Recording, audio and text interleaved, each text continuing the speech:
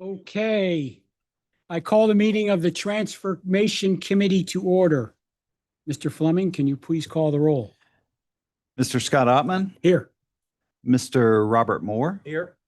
State Treasurer Brad Briner or Mr. Eric Nesbitt, I'm here online. Miss Lisa Estep, Labor Commissioner Luke Farley. Thank you. Lieutenant Governor Rachel Hunt, Mr. Jeffrey Lang, Mr. Tom Looney, Dr. Dale McGinnis, Miss Stephanie Pano, Honorable Sam Searcy. Thank you, sir. We have a quorum. Okay, Mr. Fleming, can you read the ethics statement, please? In accordance with the State Government Ethics Act, it is the duty of every member of this committee to avoid both conflicts of interest and appearance of conflict.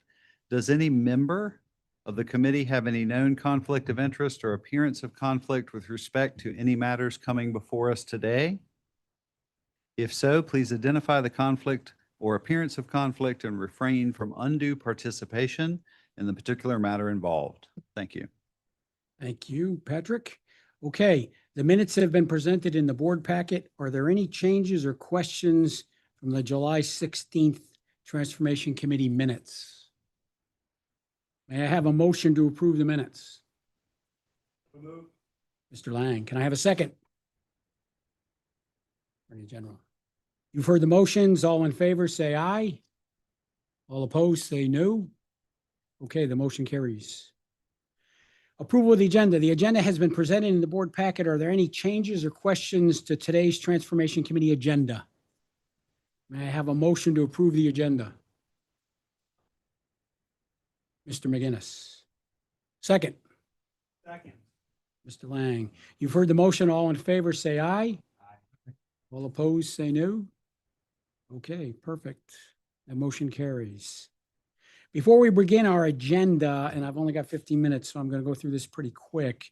I did want to thank Dr. Lee. I know she's not here, but I did want to thank her for the invite to the President's Association in July, where the team presented an update not only on CRM, but also the ghost applications and a cyber discussion with Stephen Reeves. So I want to thank them for that. And we look forward to working with J.B. Buxton moving forward now that he has been named as the president for the President's Association. Okay. So for future action, the Transformation Committee charter is in there. We're not going to do anything with it today, but it is there for review. We will discuss it and move it to for action next month. And I would like to also let everybody know that we're talking and considering bringing a proposal forward to make the Transformation Committee a standing committee and not just a special committee. When I look at everything that this system has to do around transformation, we think it should be a standing committee, and we'll talk about that next month.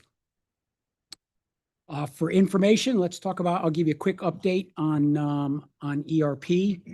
The teams continue to do work, lots of work. So CBAS, quickly, CBAS has been running in parallel in production since January. Dr. Price and his team now are doing the annual full year closeout and rollover, since we are now in a new fiscal year.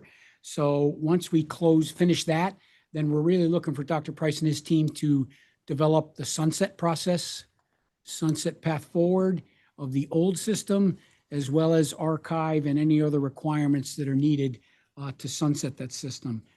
Data warehouse, Dr. Schneider and his team have been working very hard. They've gotten through the fall pipelines and UAT testing of the fall pipelines. They are now in the process of going through the summer files in production. Once that testing and those finish, then I will be in a position to look to Dr. Schneider for the sunset and the go forward path of full deployment for the data warehouse. So that's great progress. CCL, Common Course Library, teams made, Dr. Merritt and his team have made lots of progress on courses We are very close to closing the course function, et cetera. Right now, the team is working hard on programs. That's probably got the most work left. And I will tell you that one of the things that makes me very excited about Common Course Library is this is going to be a significant improvement, not only to the folks at the system office, but all 58 colleges and how they bring programs, courses, et cetera, forward, and a significant enhancement to the function. So, unlike CBAS is kind of a copy paste of what we had. Data warehouse, there's some nuances, but CCL is truly a game changer, we believe, for the system and for the 58 colleges. So the team's working very hard, and I again, as I said in the last update, my money, there's a little internal bet between Dr. Schneider and Dr. Merritt about who can finish first. For the record, my money's on Dr. Merritt. So I'm hoping Dr. Schneider and his team can prove me wrong, right? Any betting odds to take you here? No, since this is a public meeting, I probably have to refrain from that. So, Deontay, myself, and Patrick have met with Aleutian a couple times now regarding an official implementation plan, because we're getting close now with the banner pilot. So we're starting to talk about how we would deploy to the balance of the 53. I will tell you that what was a surprise to me is there seems to be still a number of nuances or unique things underneath, which would cause a bit of configuration work and frankly drive the cost of our implementation up. And a fair amount of that revolves around HR.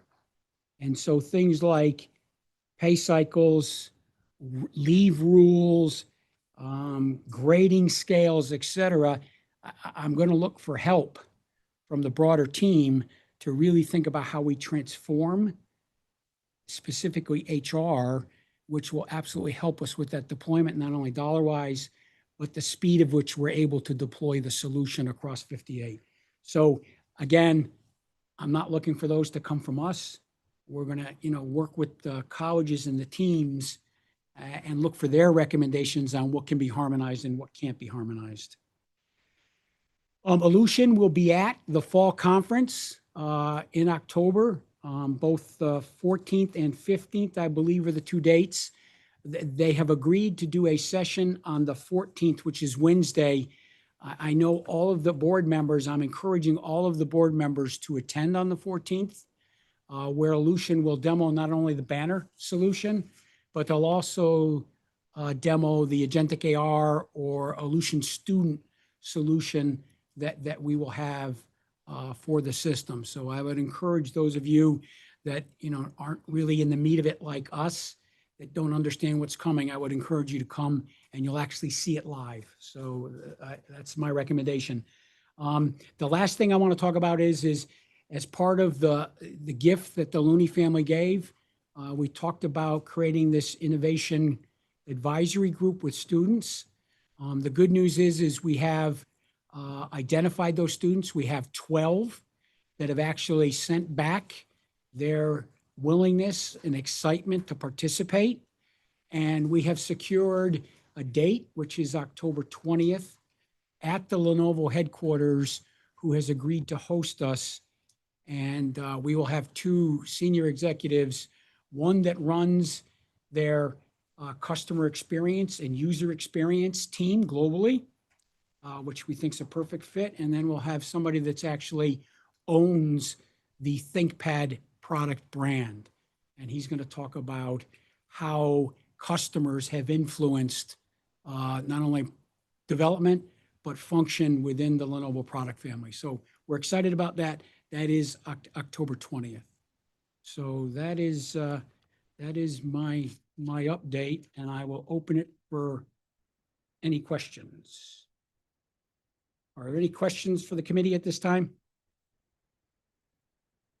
Is there any new business to come forward for the committee at this time? Okay, then may I have a motion to adjourn?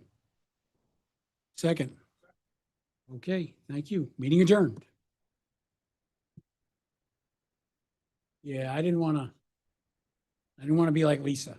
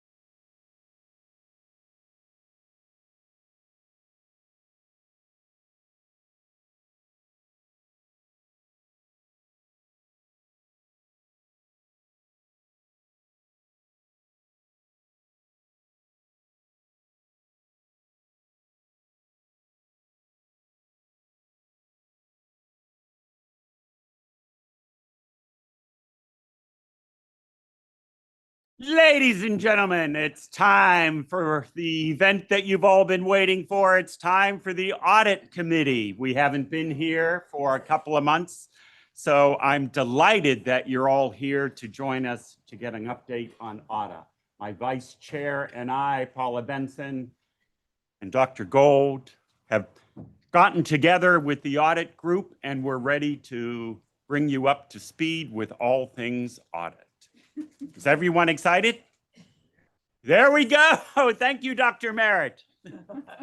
All right, so call to order. Dr. Gold, will you please take the roll call?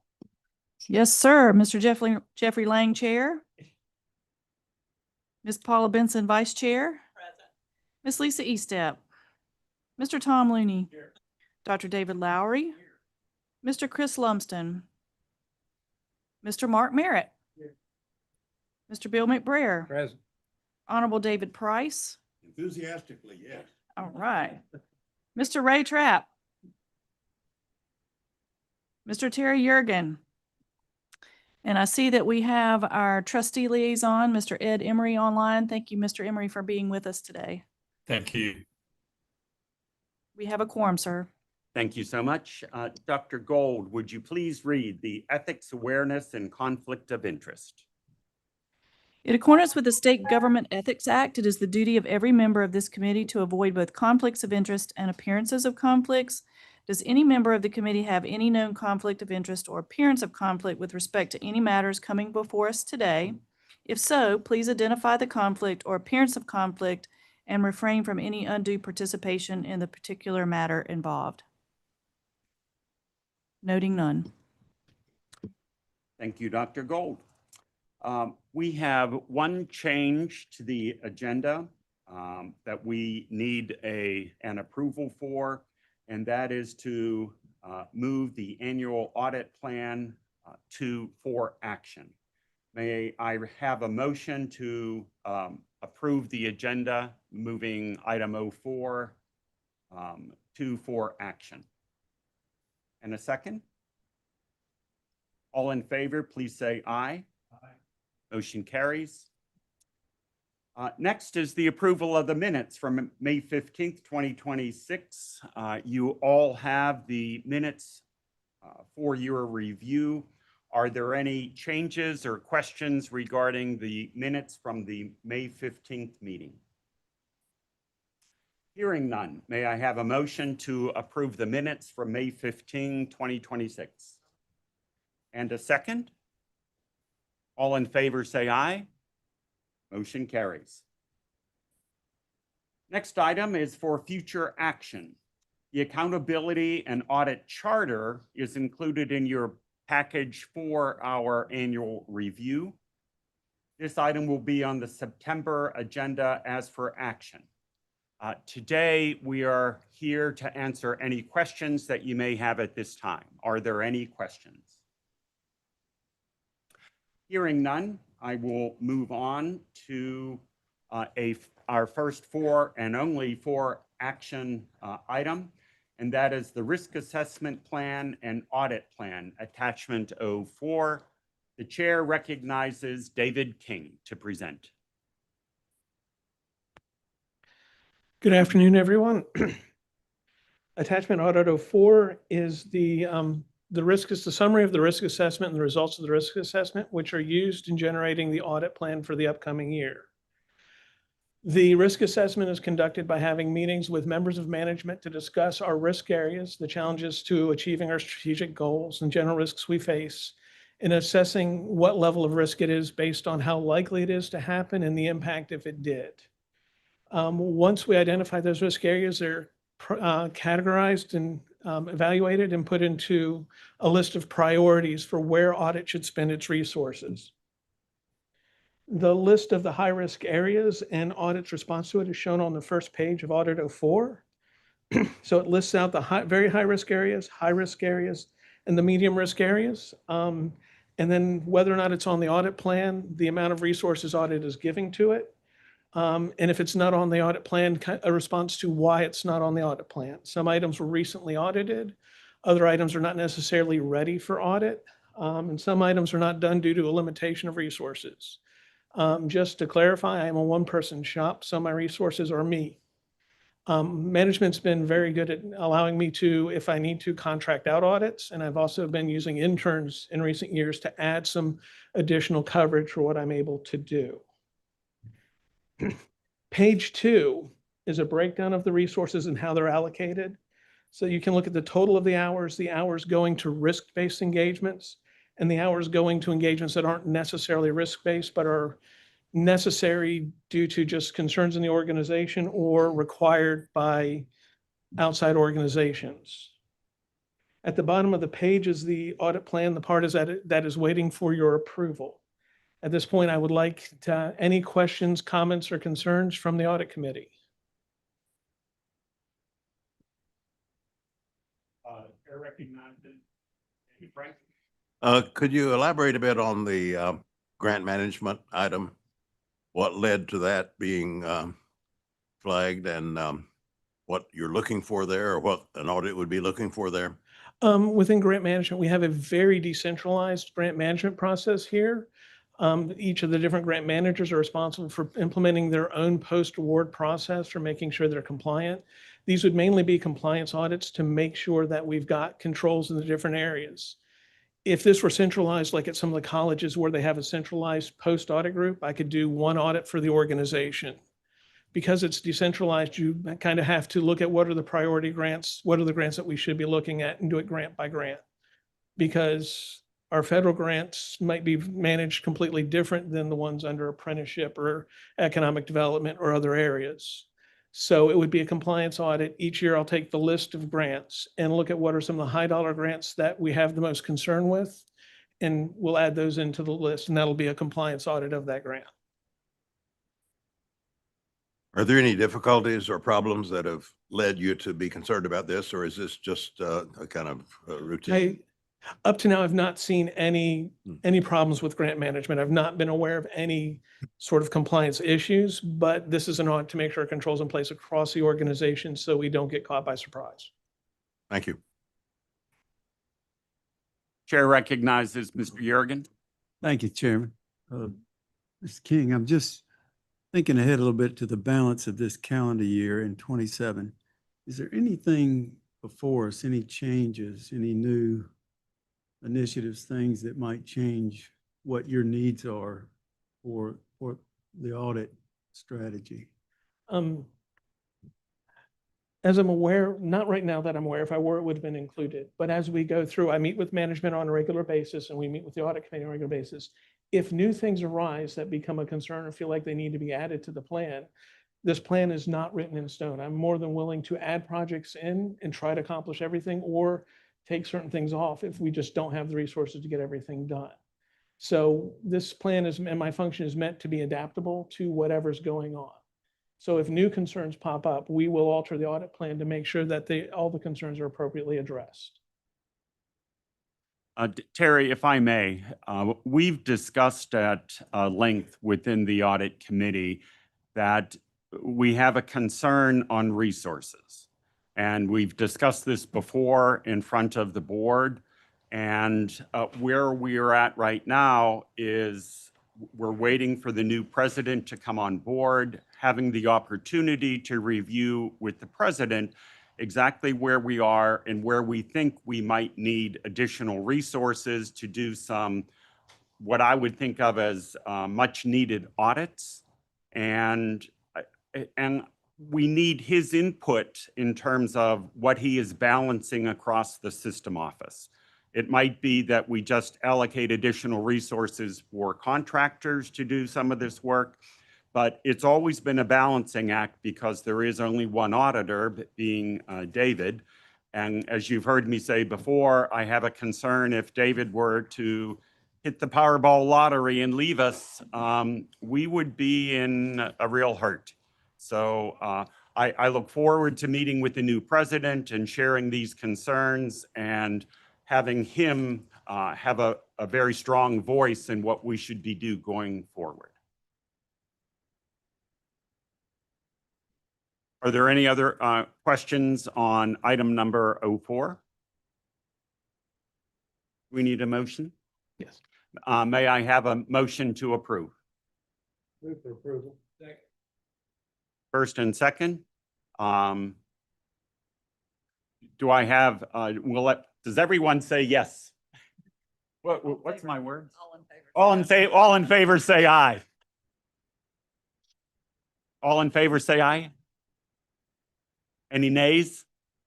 So approved. Glad I could help. Tough, thank you. We're a team. Okay. To keep, David, just come on back up. We're going to skip the first item number 2, which is Brian Merritt, and just let you continue with items 3, 5, and 6 for information. All right, in that case, I will try to go through these quickly. The next item that's presented to you guys is Audit 03. The purpose of this attachment is to provide new committee members an explanation of the role of the audit committee as it relates to internal audit and explain the services and what they should expect from me. Internal audit is an interesting function because I report not just to management, but I actually report to the audit committee. So there are several places where I will give you information so you know what you should hold me accountable to and what you should expect from me so that you can govern my performance effectively. So this is meant to be a document just to welcome new members in and to give them a high-level viewpoint of the relationship that we have. Attachment 05 is the presentation of my professional ethics and standards that I have to follow. Once again, this is presented for information so you know what to hold me accountable to. This is meant so that you can identify, am I giving you what I should be giving you? Am I behaving the way I should behave? Am I meeting the needs the way I should meet? Every year I present this to management and to the audit committee. I make a signed copy as an attestation that goes to Dr. Gold so that we have on record, I've signed saying this is what I will do.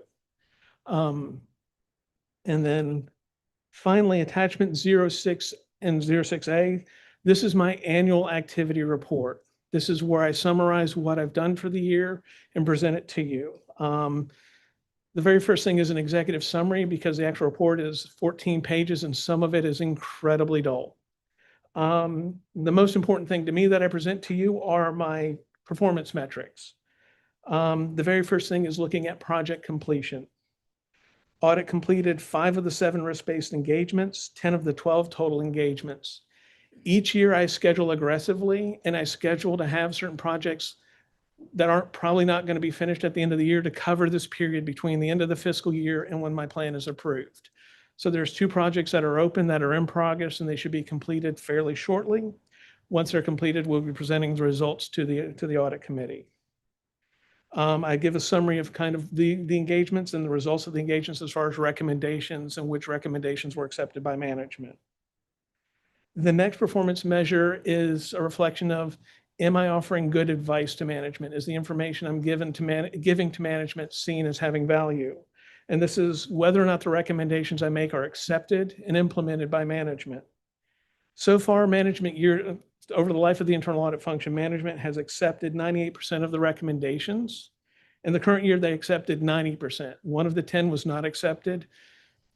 I am more than comfortable with management's decision not to accept that. It was based on our timeline for submitting travel authorizations beforehand. It's a fairly tight stringent we have in the building that's not normal across the state, but it gives management and finance time to process. And they feel like changing that control would be detrimental. I agree. So we're comfortable with that.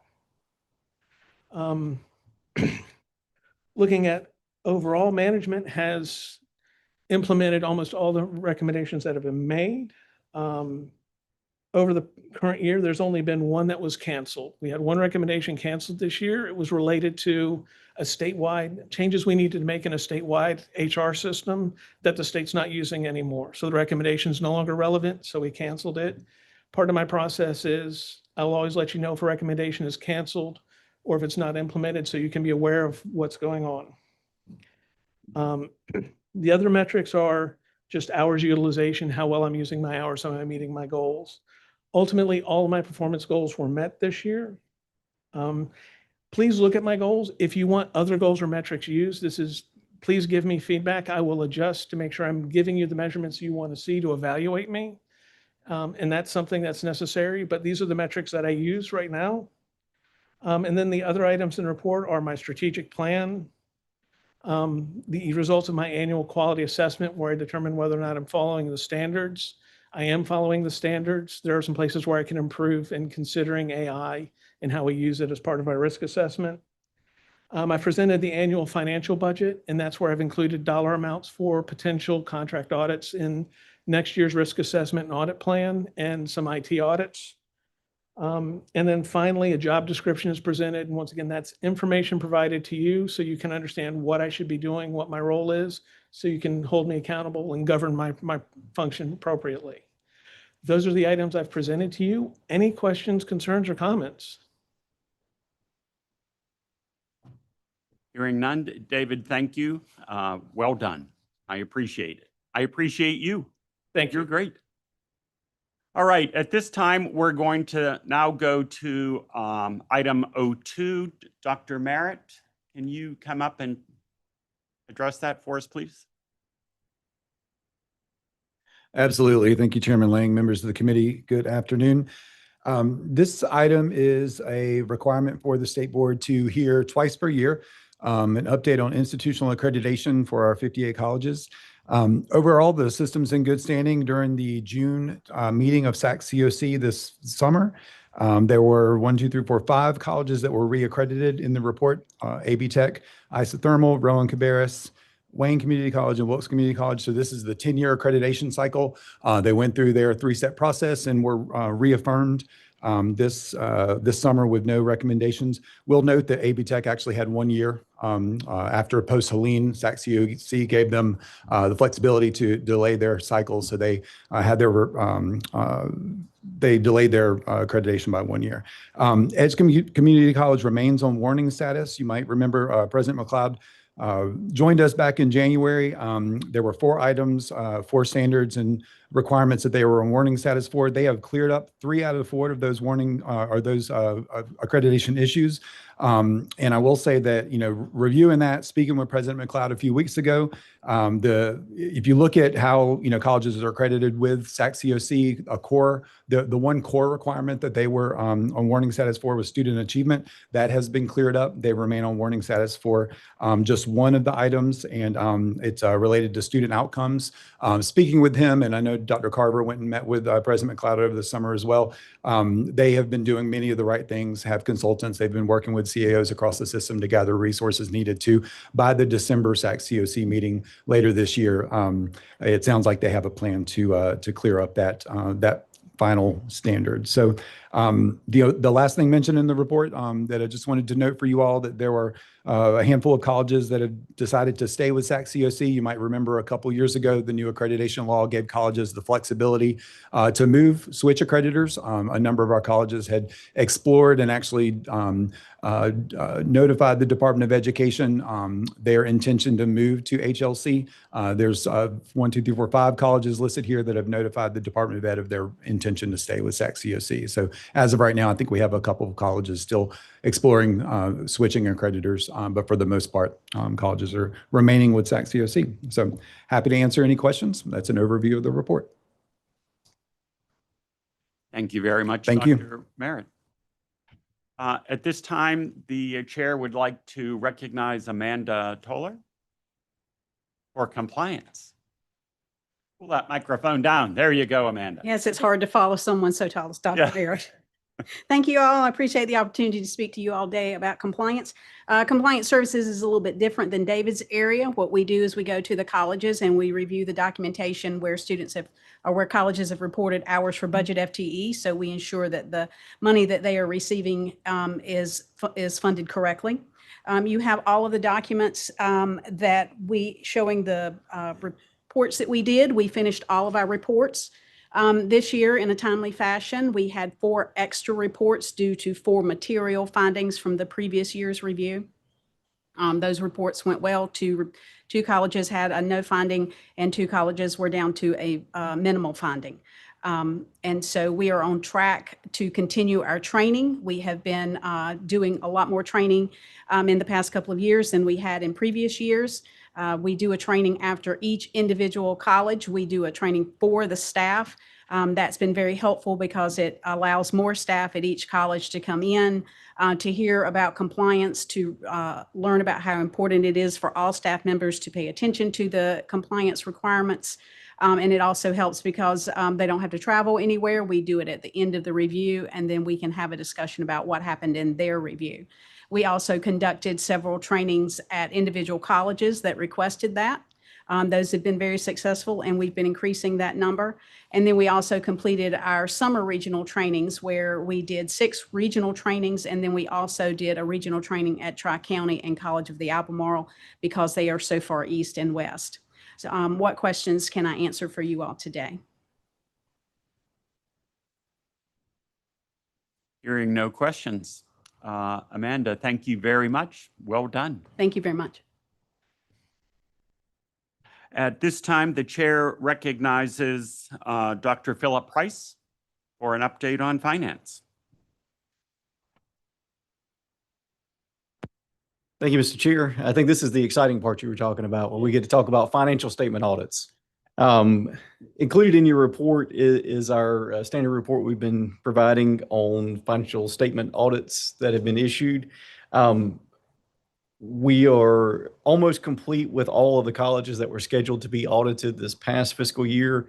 One college is still outstanding. My understanding is that audit has been completed. They're still waiting on the report. Since the last report, we did have one additional college that had financial statement audit findings. So there were 5 right now for this past year that had financial statement audit findings. The report also includes information on the cost of those different audits and the number of hours that were required to complete them, and who prepared the audit report for them. We are going to work on our formatting of how we provide this information moving forward, and should have a slightly different format with some additional insights in the future. I'd be glad to answer any questions or provide any more information anyone requests. Hearing no questions, thank you, Dr. Price. At this time, Dr. Gold.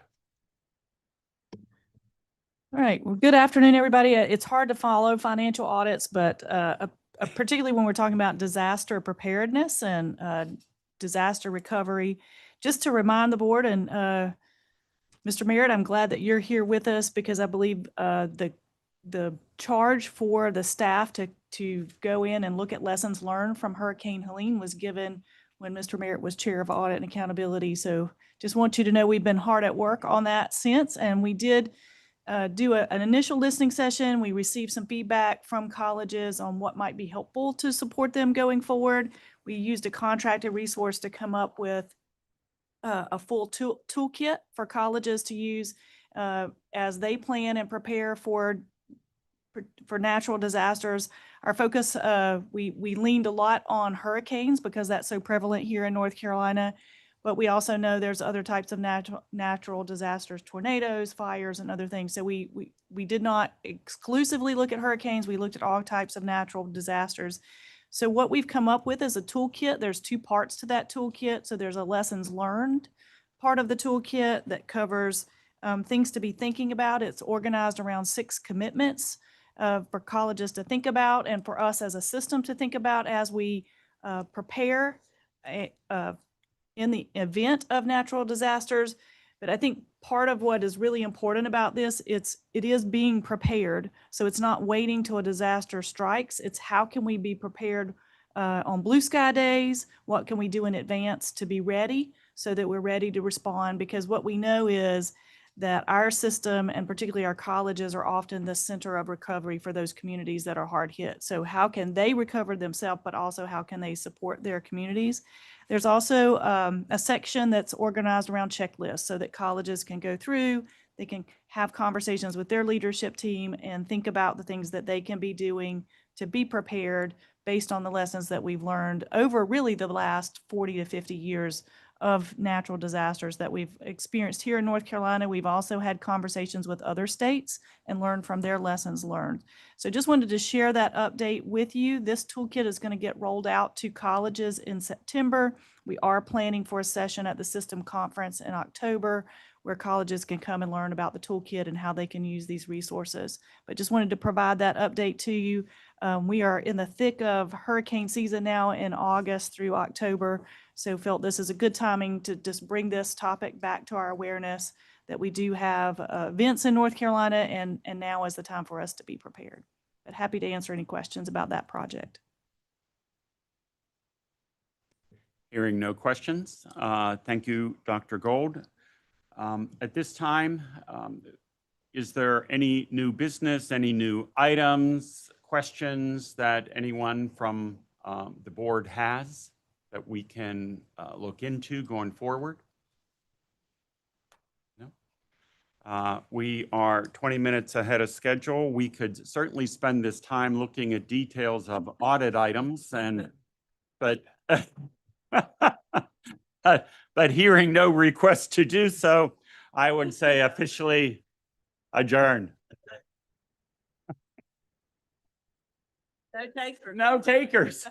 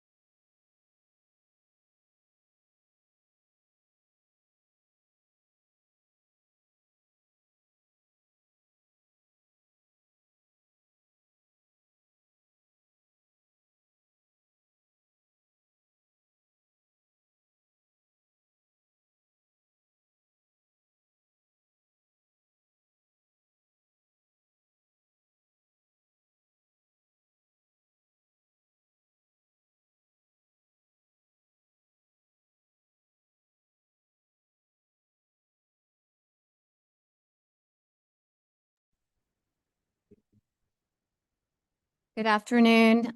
I'm happy to convene the Programs and Student Success Committee.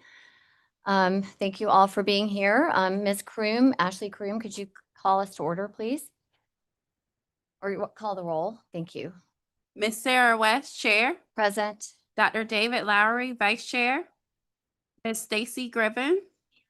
Lieutenant Governor Rachel Hunt. Mr. Tom Looney. Mr. Bill McBrayer. Ms. Stephanie Pano. The Honorable David Price. Mr. Terry Yergin. We have a quorum. Mr. McBrayer is here as well. Thank you. Mr. McBrayer. Thank you. Thank you. Could you also read the Ethics, Awareness, and Conflict of Interest statement for us, please? Thank you. In accordance with the State Government Ethics Act, it is the duty of every member of this committee to avoid both conflicts of interest and appearances of conflict. Does any member of the committee have any known conflict of interest or appearance of conflict with respect to any matters coming before us today? If so, please identify the conflict or appearance of conflict and refrain from any undue participation in the particular matter involved. None noted. Okay. Thank you. I would like to note that we are amending the agenda for this afternoon. We are going to pull Program 5 off of the agenda, the apprenticeship survey. After some discussion, we have deemed that we want to give the team and the economic development program additional time to really thoughtfully unpack the findings of the survey. There is a second phase of the survey, which will be a customer satisfaction survey distributed to the various colleges. We certainly appreciate the response of the 52 colleges who have participated thus far. And we'll look forward to coming back to the committee with the findings from both surveys, as well as an action plan to address those findings. And so with that amendment, I need a motion and a second to approve the amended agenda.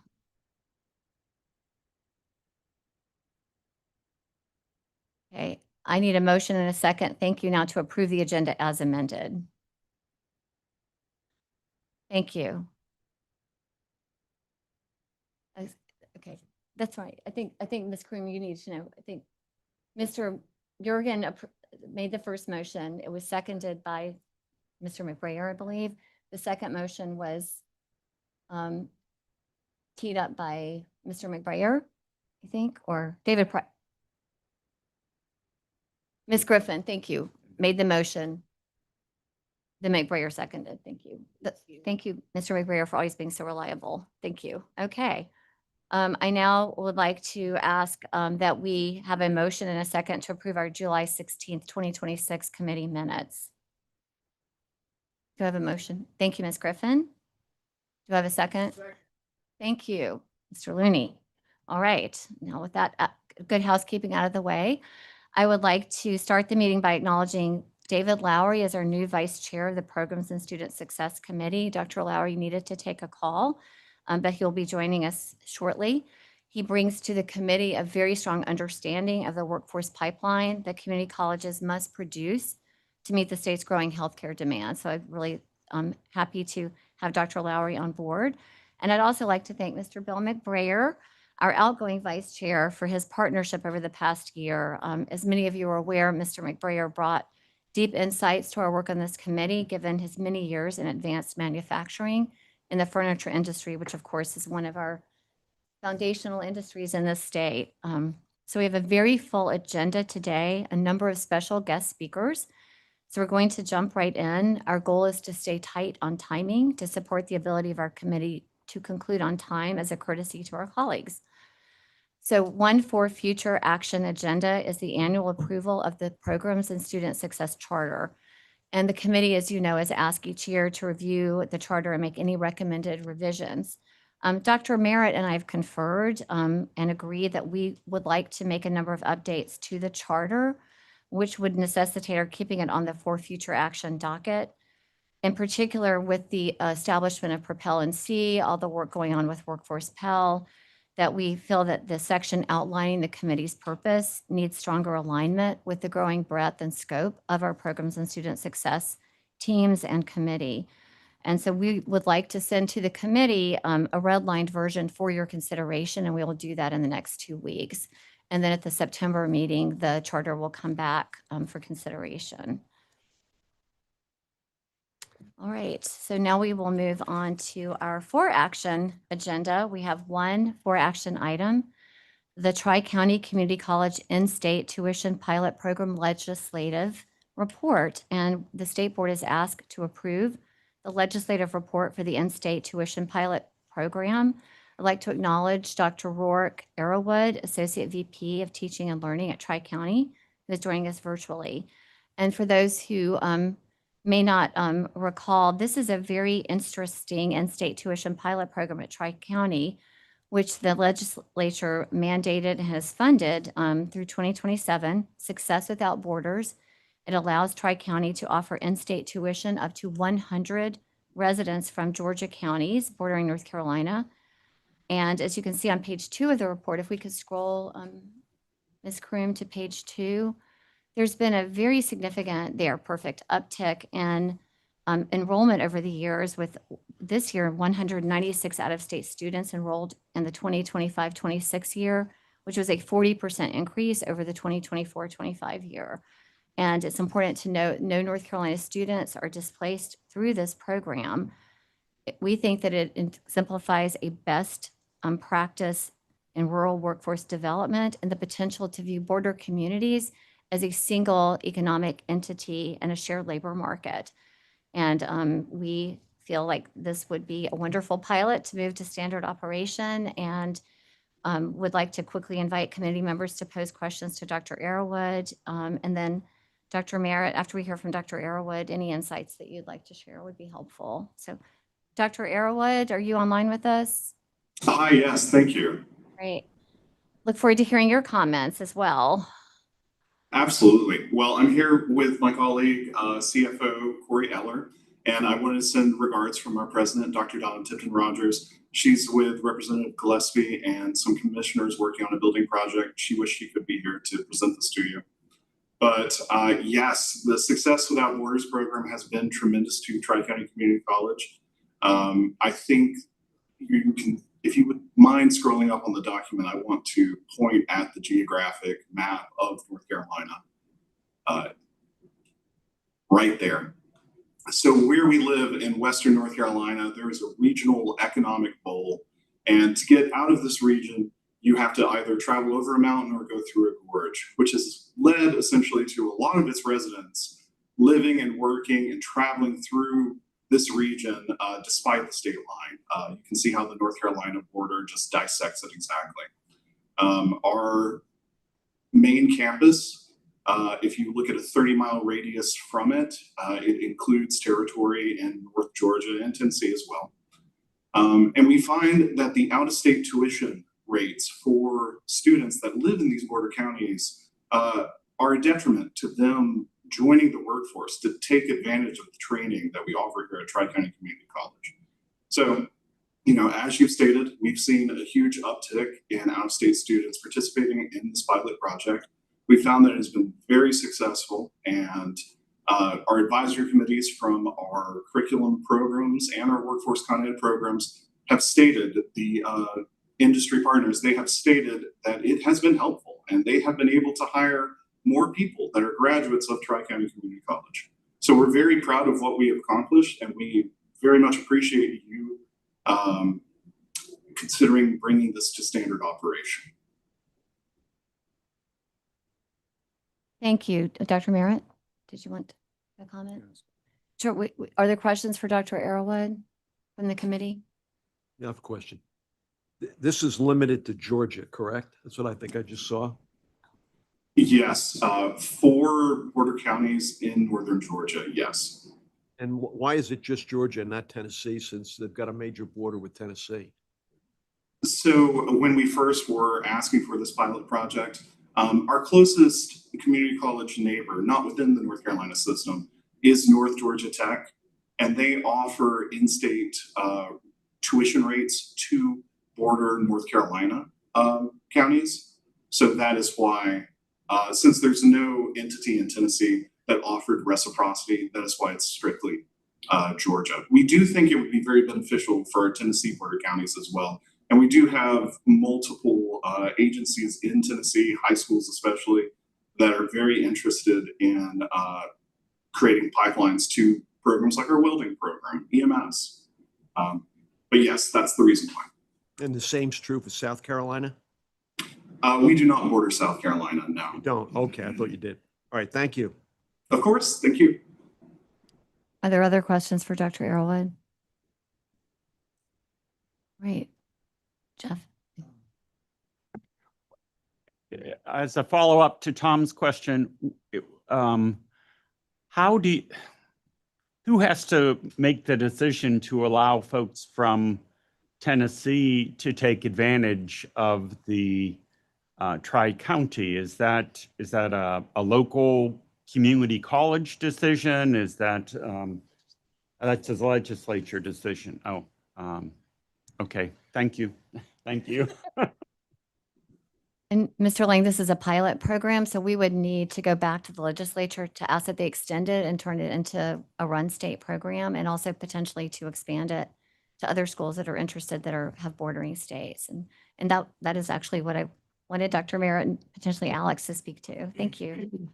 Yeah, Alex is back there, so feel free to chime in. But I think when we talked about this last year, we didn't have the exact number, but I counted. I'm pretty sure there's 22 of our colleges that border one of the other states. Virginia, South Carolina, Georgia. So this is a provision in the law that allowed a pilot for Tri-County to explore this for 3 years, up to 100 students. But Alex and I have talked. We don't think that there's a one size fits all model that we should just present this as let's expand it to all. We do think we need to look at, obviously it's had a great impact on the labor market, on the workforce, just depending on, doesn't matter which side of the line you live on, there's a regional labor market, need for every college that they meet. So we just think that there's we've learned a lot from this pilot. It's been successful. Tri-County has had great success. So I think there's, a need to work with our presidents, take a look at the ROI, take a look at, the interest. There was clear interest, I believe, last year when we talked about this from the President's Association to explore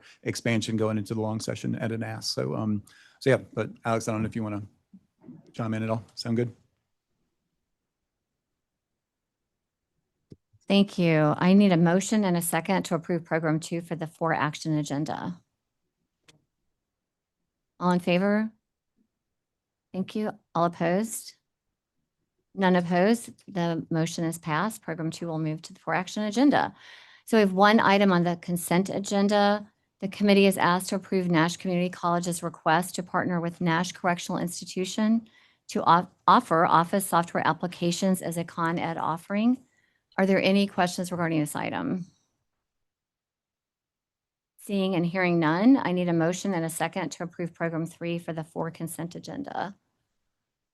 Thank you, Ms. Griffin. Do I have thank you. All in favor, say aye. Any opposed? Motion passes. Thank you. So we have 7 items on our 4 information agenda, and we're going to dedicate the balance of our committee meeting to hearing 3 very special updates. And first, we'll hear from John Loyak, our Vice President for Economic Development, is going to provide us with a brief update on NC Edge, the system's customized training program. And please see the full report in your packet. Program 4. Thank you, Madam Chair. And we have a presentation. I just wanted to give you a visual of some of what we've achieved over the years. So the reason that we present in August to the new board members each year by September 1st, we're required by statute to provide an expenditure report to the General Assembly on the NC Edge customized training program. This allows us to show them what we're doing with our budget, as well as showing the progress that we're making. So we'll just take you through a quick walk. First thing I want to share, and next slide, please, Ashley. Thank you. Is the box on the left gives you a sense of the type of economic development activity that we're seeing in the state. And so this is information that's provided by the EDPNC, the Economic Development Partnership of North Carolina, gives you a sense of what type of activity we saw last year. I will say this is not the only universe of projects that we work on. It just gives you a sense of new businesses coming into the state and existing businesses that expanded in 2025. We've seen a lot of activity this year as well. So 22 project wins in quarter 1, quarter 2. A lot of those were really large projects. And so AbbVie is a huge life science opportunity for Durham County. SMBC is actually Sumitomo Banking. So more Japanese investment coming to North Carolina, in that case in Charlotte, 1,000 jobs. And then Borg Warner is an expansion in some ways. So there is a facility, a Borg Warner facility currently in Buncombe County. This facility will be in Henderson County. And so they're spilling over the border into Henderson County. But all of this creates a lot of investment, a lot of jobs. And just to give you a sense of what we're seeing in the pipeline, there's 240 projects out there right now. We won't win all of those, but we are going to be competing for every single one. And the next slide, please. And before we jump to that, the only other thing I would say is for all of those projects, that 240 projects that are in the pipeline, every single one of those proposals that goes out from the governor's office has a letter of commitment from the North Carolina Community College System. And so when it comes to discretionary incentives, the state has programs like JDIG and 1NC and some of the Rural Infrastructure Authority programs. But when it comes to workforce, community college is the lead, kind of the keystone workforce incentive for the state. Again, going to just some of the highlights here. So the demand continues to grow for the program. In this fiscal year, we supported 323 projects. And so that would be across all of our colleges, projects that we're working actively to train folks, to help businesses find the talent they need, to train the business, the talent that they have, and to upskill their teams too. We saw good significant, I'm going to get into some of the specific numbers and where this compares to past years, but everything is trending up. It's the highest level of activity that we've seen since an all-time high that we established in fiscal year 18-19. Some of the things specifically I'd like to call out here are that, number one, all of our colleges had a project. That was not the case last year, but this year we saw every one of our colleges getting involved in this. And then this year, I think through Propel NC, I think we're going to see even more interest in this program as the colleges now be able to earn FTE through customized training. And so really good things happening. I would say this year, my team put a little bit of extra attention into the rural parts of the state. I would say in particular, the eastern part of the state is where we typically did not see a lot of activity. And I would say the Sandhills as a region, we saw a 60% increase in projects last year. And so very, very happy to see all of that. The other thing I'll call out, and Ms. West, I believe you asked me this at my very first board meeting, how are you guys doing in terms of that reserve that you're sitting on? We have steadily chipped away at that over the last 3 years. And this year, I would say we've made our greatest, we chipped away the most that we have in the past. And so we've moved in terms of the reserve, we've moved from 20 million that we had last year down to 17.8 million. And so we continue to make progress on chipping away at that as well, in part because some of the projects that we're seeing are larger than ever before. And some of the commitments we're making are bigger than we've seen, but it's also due to an increased demand. And so very happy to see that. Yes, please, Jeff. What's a prosperity zone? So prosperity zone is, there were 8, instead of regions, 8 prosperity zones were established back in 2014 by the General Assembly so that economic development and state agencies would have a better understanding of regions.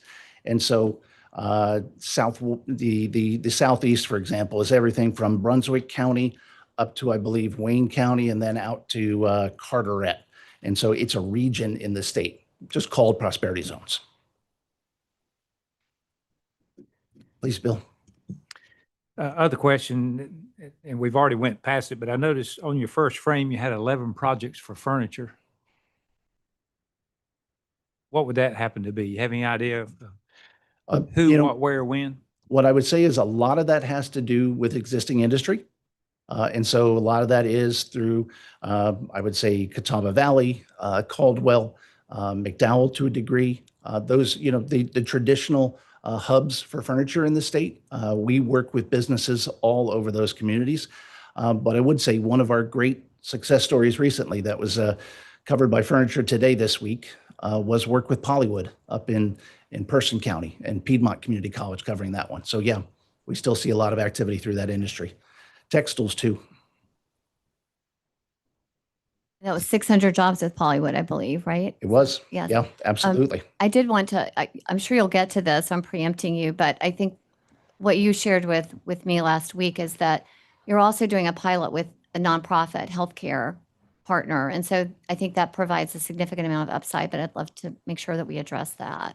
We are, and I will, and I'll jump into that right now. As a matter of fact, I would say that the team has undergone a pretty exhaustive effort to update guidelines this year. And this is something we'll be bringing back to this board after a full review with the colleges. But we've looked at that, and I would say that through the years, the guidelines have kind of tightened and tightened to become a little bit more restrictive, whereas the team, and I think that what was built was this is an industrial manufacturing and training program. And we don't work with some of the businesses outside of that. Sumitomo would be a good example of that. But when we call the colleges, when these opportunities come up, we call the colleges, we talk about their training abilities, we talk about what the companies are looking for, what the types of occupations they're hiring for. And what I can tell you is, regardless of industry, leadership training, continuous improvement training, safety training, that works across all of them, whether we're talking about nonprofits, healthcare, construction, energy, and these are all industries that are really growing, but I would say traditionally have not been supported by this program. We're making changes to that. So Ashley, I think the next slide, actually, if you go to next slide after this one, just want to give you a sense of what the trends look like for us over the last 5 years. So we've seen a good steady uptick in terms of the total projects that we've had. I would say a lot of that's being driven by the new industry coming into the state, as well as expanding businesses. We did see a lull during the pandemic, but this gives you a sense of how we've built over that since then. Expenditures are up. The number of individuals that we're training continues to grow. I think we saw about a 10% increase year over year. And then companies served. Companies served there's really two numbers that make up the total company served. One is the total projects, the 323. But then as a part of this program, each college also gets a small allocation that we call 365 funds. The 365 funds are anywhere from $7,500 to maybe $20,000 based on the labor, the labor shed of a particular county and a service area. And that funding is provided to the colleges to introduce this program out to businesses in the community. And so, whereas with our projects, we typically have kind of a hard and fast rule that we're looking for 6 to 10 individuals in every one of our classes. When you do something like forklift training, a small business may not have 6 to 10 people that they need to send in for forklift safety training at a time. So what we do is give the colleges the ability in that situation to have 10 businesses send 1 people. And so that allows us to add an additional 544 companies served as well. Ashley, the next slide. I wanted to share just a case study this year to give you a sense of the type of work that we do. And so I think our partnership with Pratt & Whitney illustrates the NC Edge model at its very best. This was an employer-defined need, multi-college collaboration, workforce pathway built around highly specialized production requirements, and more than 1,600 people trained, 1,200 employees hired, and $1.5 million in estimated cost savings. All of this happened between 2022 and 2026. So to find and I'll take a quick step back and say that the initial project with Pratt & Whitney was a 600-job project. They wanted to see if they could find the talent in Asheville. We brought in 5 community colleges to contribute to making sure that they found the talent that they needed. And once they got to around 400 employees and really began to ramp up, they told us, okay, there's a phase 2 as well. If you guys can keep doing this, we're going to expand even further. And so we've doubled the number of employees there at that facility. 2 weeks ago, we also celebrated a $41 million EDA grant that was announced. That's going to provide AB Tech, along with a variety of other colleges and universities, a brand new training facility that'll be right next to this building in Asheville. And so really a great story for us. When I think about clients, a couple of other things I just wanted to share quickly is, I look at a company like GE, who's got a really strong footprint across the state. GE is currently doing projects with AB Tech, Cape Fear, Durham Tech, and Wilkes. We have companies like Siemens who are working with Davidson Davy, CPCC, and Wake Tech. We've got small businesses that we're working with as well. We have a good significant number of small businesses we support. And one interesting project that's come up recently is Enviva, who is a wood pellet manufacturer. And so these are folks who have 4 manufacturing facilities, or essentially pellet facilities, in very, very rural parts of eastern North Carolina. And we're doing one project with them, but each of the colleges will be able to take credit for the folks that are trained at their facilities. And so it gives us the ability to, even though you have multiple facilities around, if you want to bring them in for one centralized training, we can do that as well. And so just continue serving the needs of them. And then I think my final slide, actually, is there one more, Ashley? Okay, well, I'll just close with this. As we look ahead for the new year, I would say some of the things that the colleges and the businesses in the state can expect would be more emphasis on things like internal resources. And so we've developed a website where all the colleges can come in and get access to internal resources.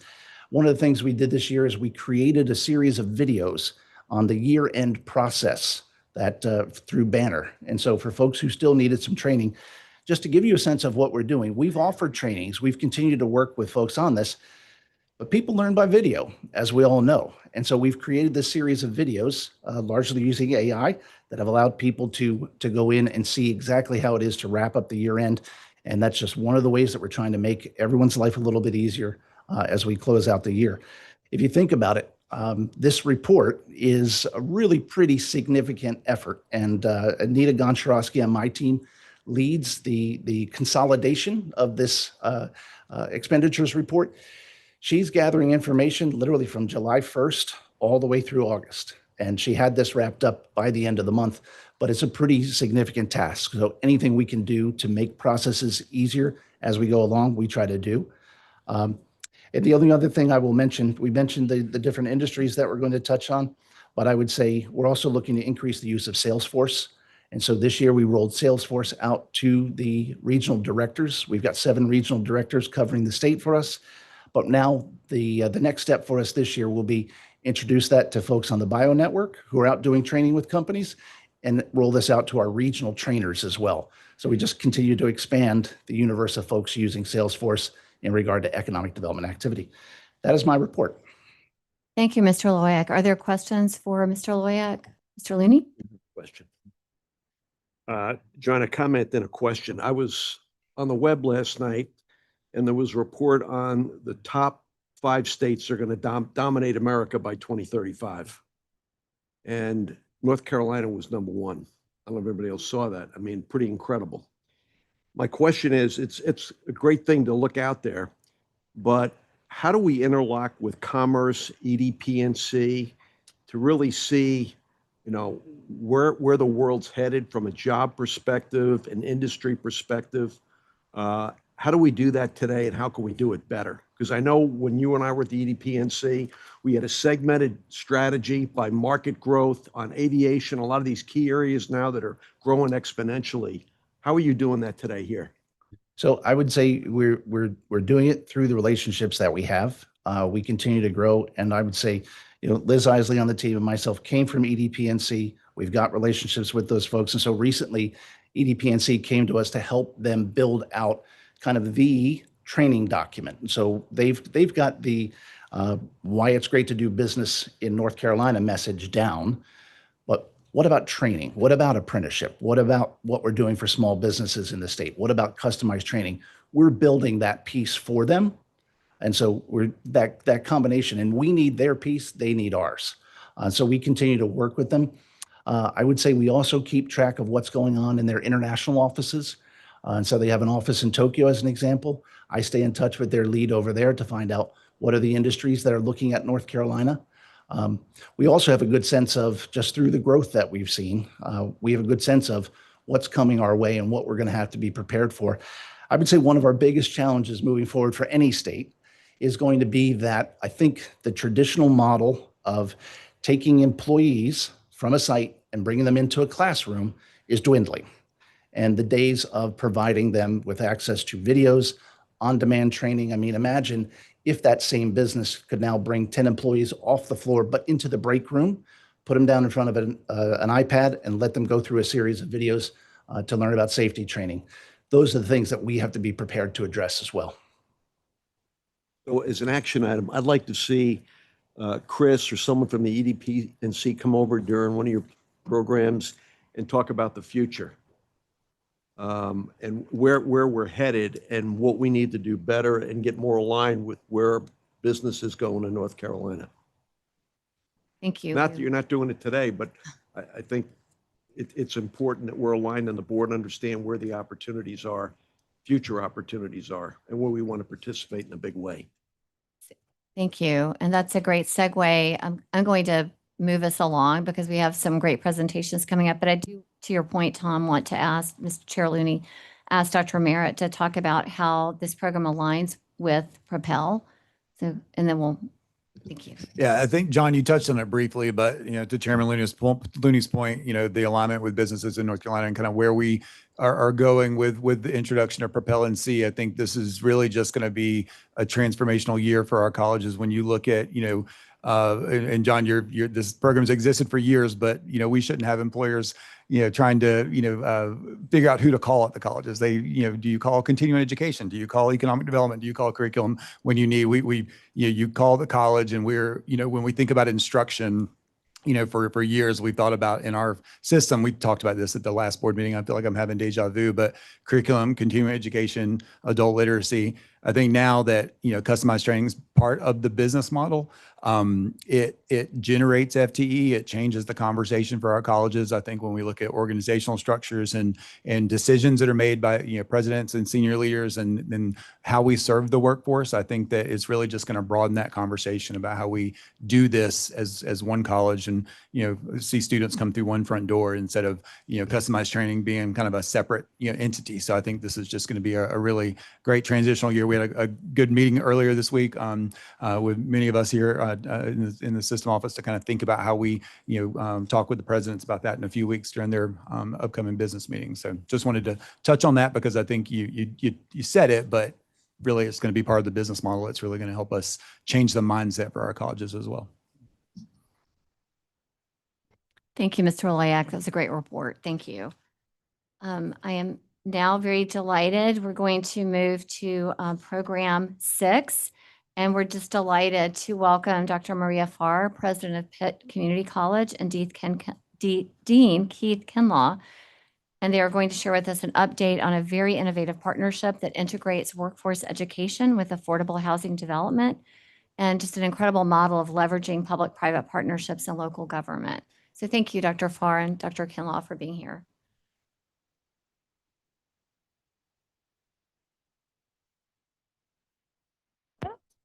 Thank you.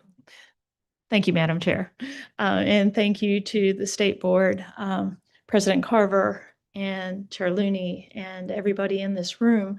Is something that we are so proud to talk about. I have actually a lot of people here with me. And the reason we all wanted to be here together is to show the strength of partnership. And when you have a problem, the community college is the answer. Oftentimes, we know that. But we're here to show you how we tackled affordable housing. So, Dean of our Construction Industrial Technology, Keith Kinlaw, but I also have our Vice President of Academic Affairs, Dr. Tanya McGee, and we have the City of Greenville's manager, Michael Cowan. Along with him, we have a City Councilwoman, Ms. Tanya Foreman, who has joined us, and Paul Jaber, and he's with the North Carolina Housing Finance Agency, representing them today. But we are all here so that we can share with you what we have done. Next slide, please. So when you look at this and what we talk about all the time, we talk about it with Propel. We've heard Dr. Sullivan also talking about blurring lines between our programs and developing ecosystems.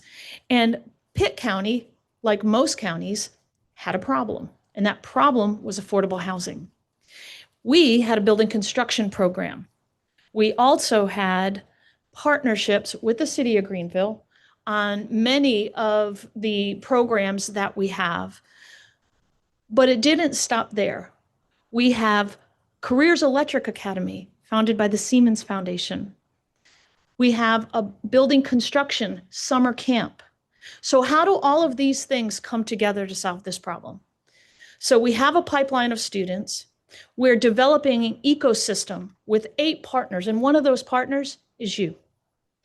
And we have a playbook because we don't want to keep this idea to ourselves. There are 58 community colleges and we all have our own communities and regions, but you can take the elements of a partnership and a program like this and develop it for your own community. And we want to be able to share what that looks like.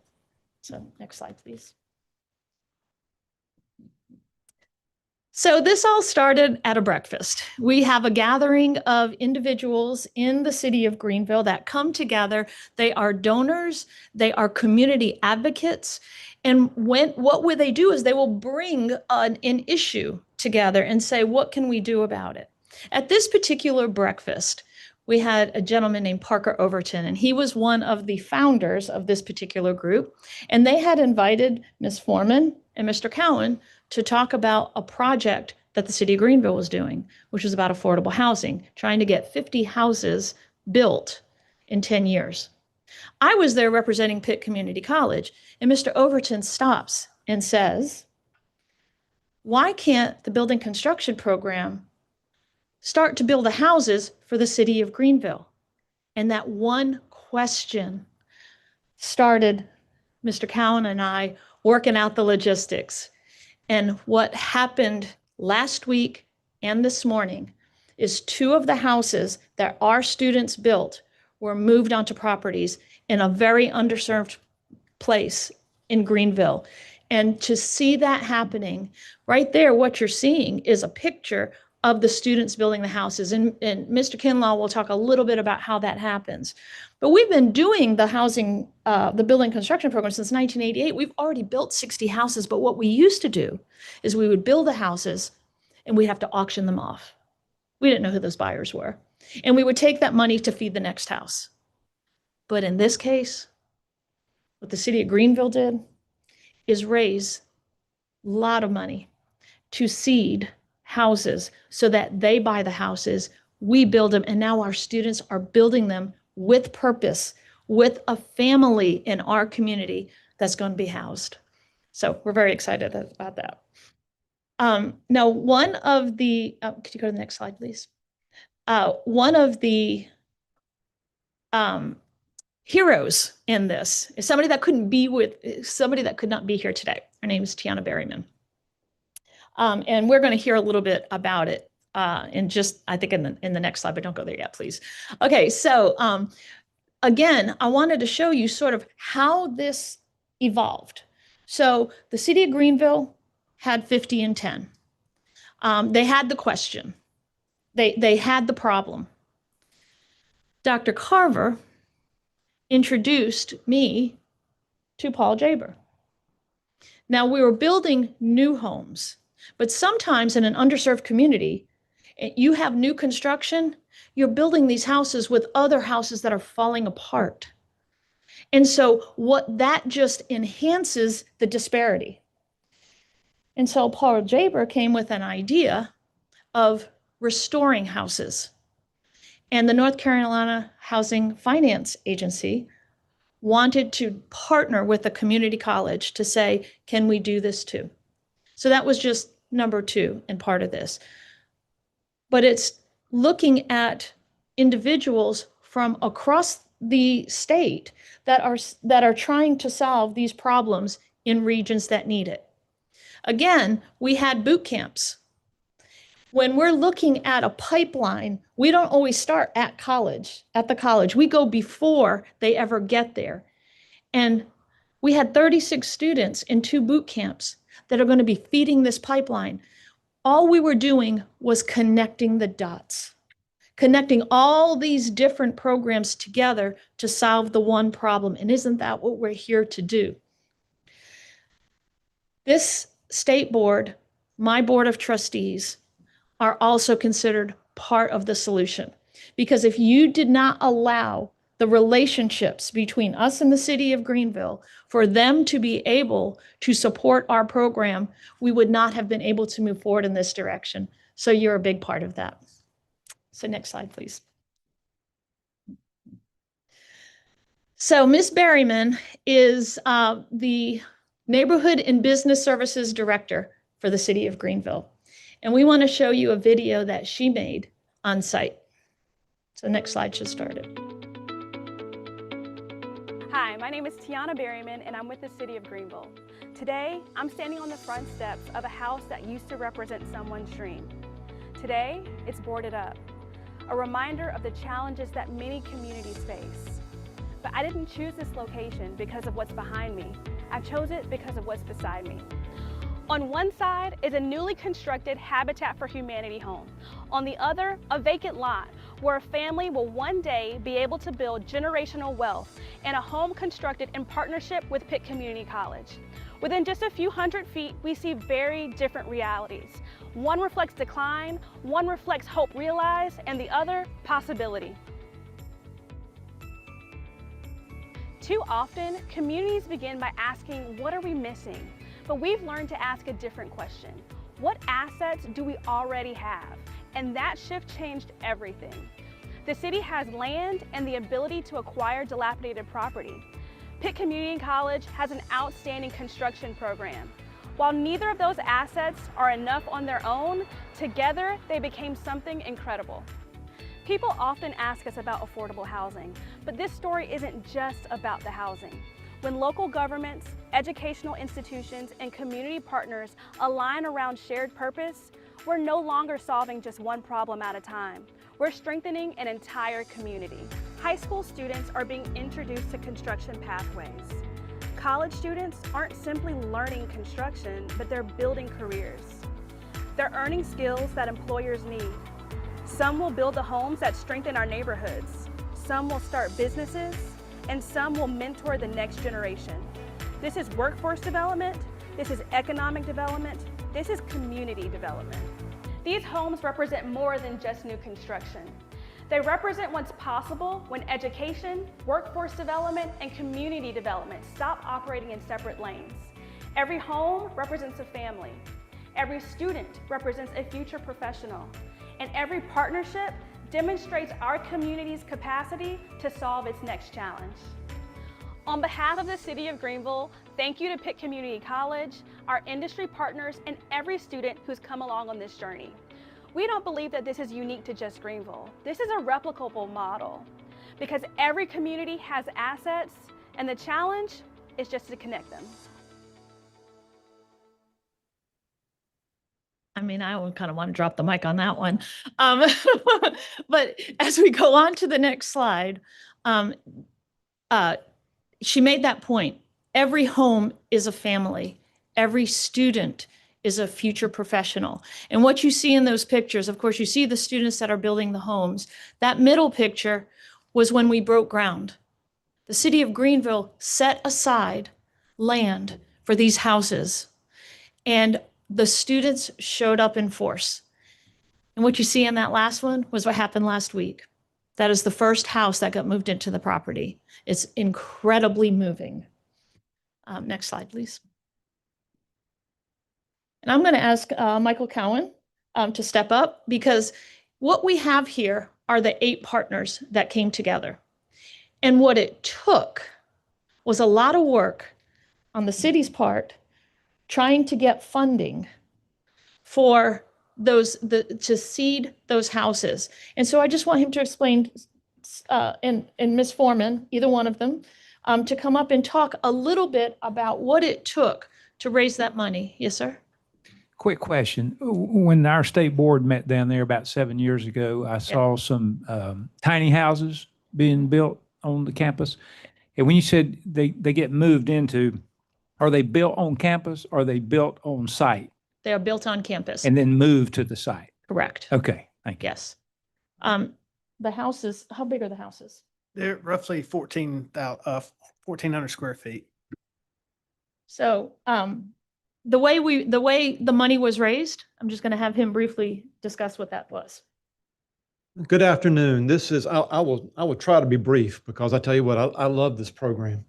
This is an absolute blessing, and I can't stress enough what Dr. Farr, everything that we do is based off of the goals and priorities of our council. And two of those priorities is to develop workforce training through job skills, and also to make sure that everybody can realize the dream of owning a home. And we realize that we cannot do that alone. So it's partnerships like this that make these programs a reality.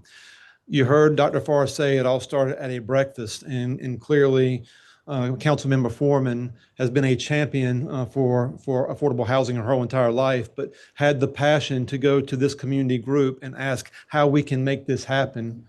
And from there, what we started to do is look at our other community partners, both public and private. In addition to Mr. Parker, went to GUC, our Greenville Utilities Commission, the County of Pitt, ECU Health. All these partners said, how can we help? And they were able to take dollars that they had set aside for their initiatives, pull that together with the city's dollars. We were able to raise about $450,000. From there, what we would do is use that funding to be able to fund the construction of these homes.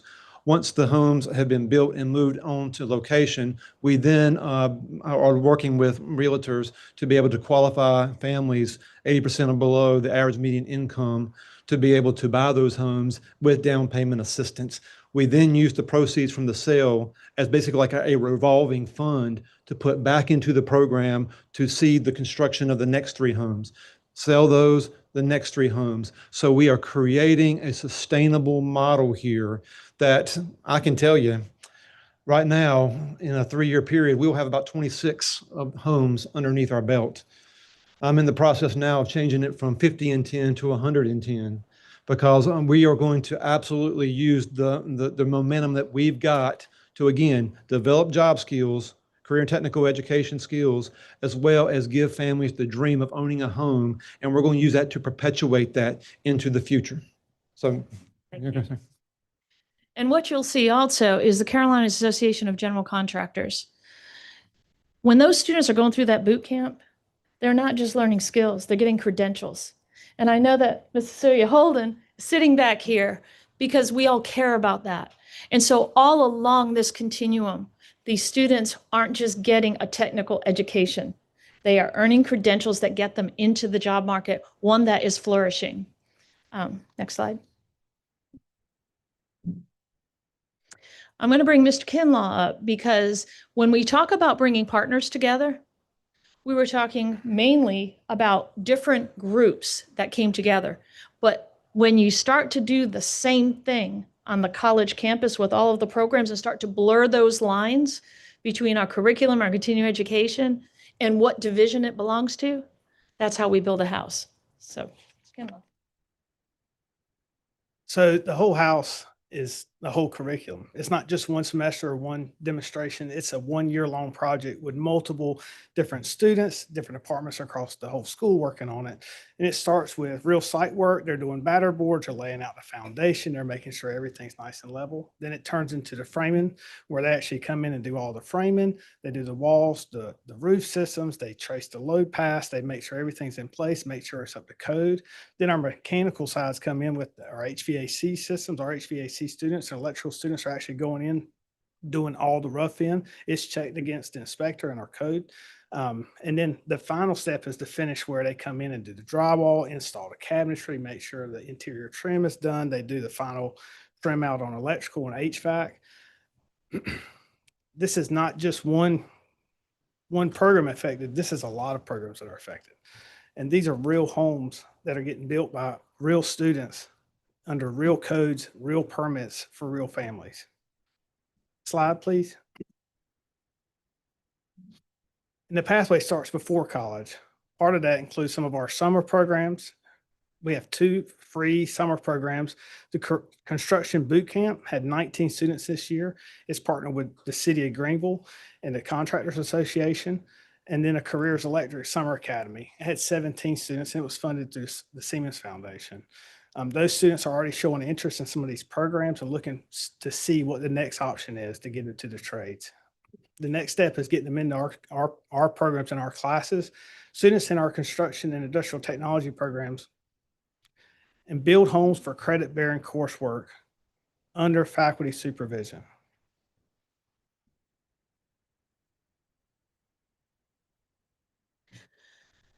Next slide. So what we started with this, we had to deal with the city for 3 houses. And, we only have so much property that we can actually build a house on the college campus. But that 3 grew to 5. And as you heard the county manager speak, we're not going to stop just because we made a goal. If we can exceed that goal, we're going to exceed the goal. And so as you see, one builds the next. And when you start to do it that way, it becomes a sustainable system. Next slide, please. The next phase of this is one that we call revive and restore. And as I had said earlier, it's not just about new construction, it's about building up the neighborhood around it. And so we developed an agreement with the North Carolina Housing Finance Agency and the City of Greenville. And I'd like for Mr. Jaber to just briefly talk about what that means. Thank you, Dr. Farr. This has been a great experience for the Housing Finance Agency and also with Pitt Community College of the City of Greenville. This was a brainstorm that Dr. Carver and I had 3 years ago, and we kept molding it, messing with it, and so forth. And why can't we take a community college that has construction experience and turn that into a rehabilitation of houses, not just new construction, but rehabbing existing stock? I live in Eastern North Carolina.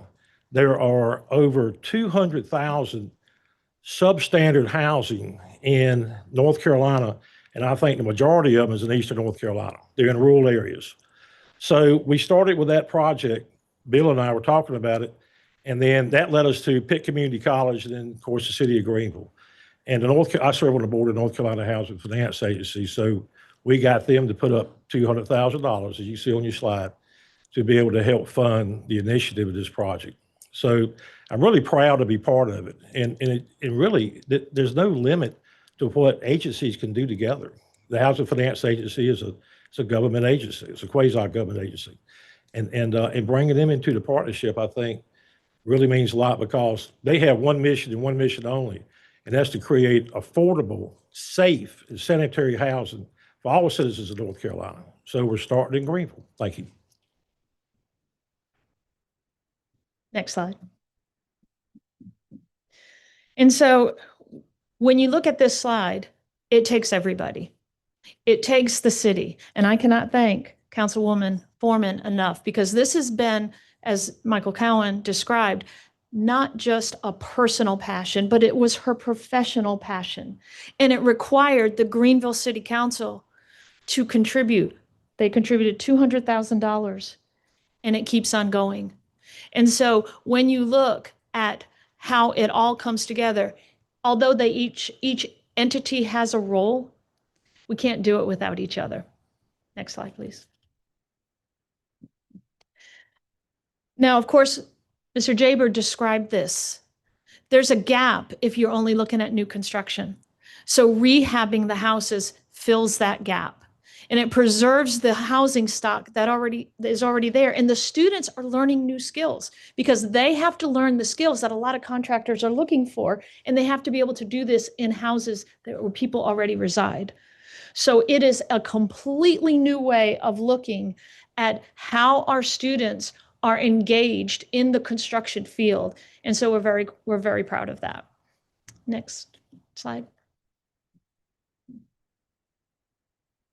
Next slide. Then this is what's important. We don't want to keep this to ourselves. Whether it is the contract, whether it is the partners, the North Carolina Housing Finance Agency is there for anybody who needs them. All of the materials that we have, all of the ideas, the fact that you have to have a general contractor in the college right now is in the process of becoming the general contractor. Our building construction manager is one, the director. And all of those ideas we can package together. A community college may not do it exactly the way we would, but we can give them all of the challenges we've encountered. The most important thing that they're going to have, though, are the relationships.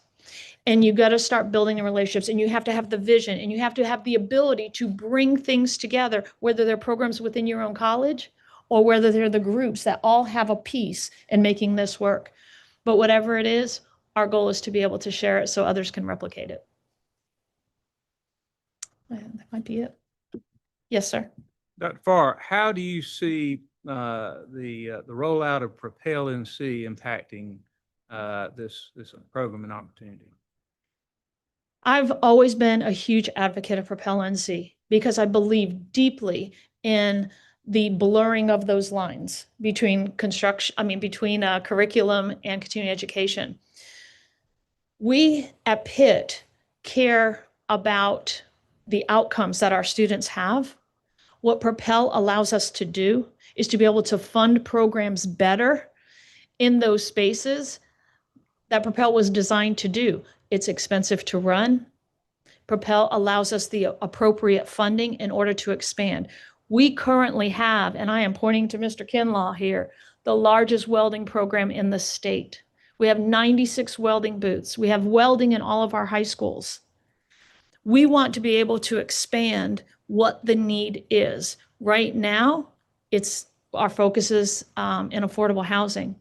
But when we see a problem, and often these problems are something that can be solved in an applicable trade, Propel gives us the ability to expand our workforce, which is our faculty, our facilities, in order to make that a reality. Thank you for that question. Dr. Farr, thank you. And I want to thank all of the guests that are here today. It's just my personal privilege. My parents are from Eastern North Carolina, and so it means a lot to me to see this kind of project in the eastern part of our state.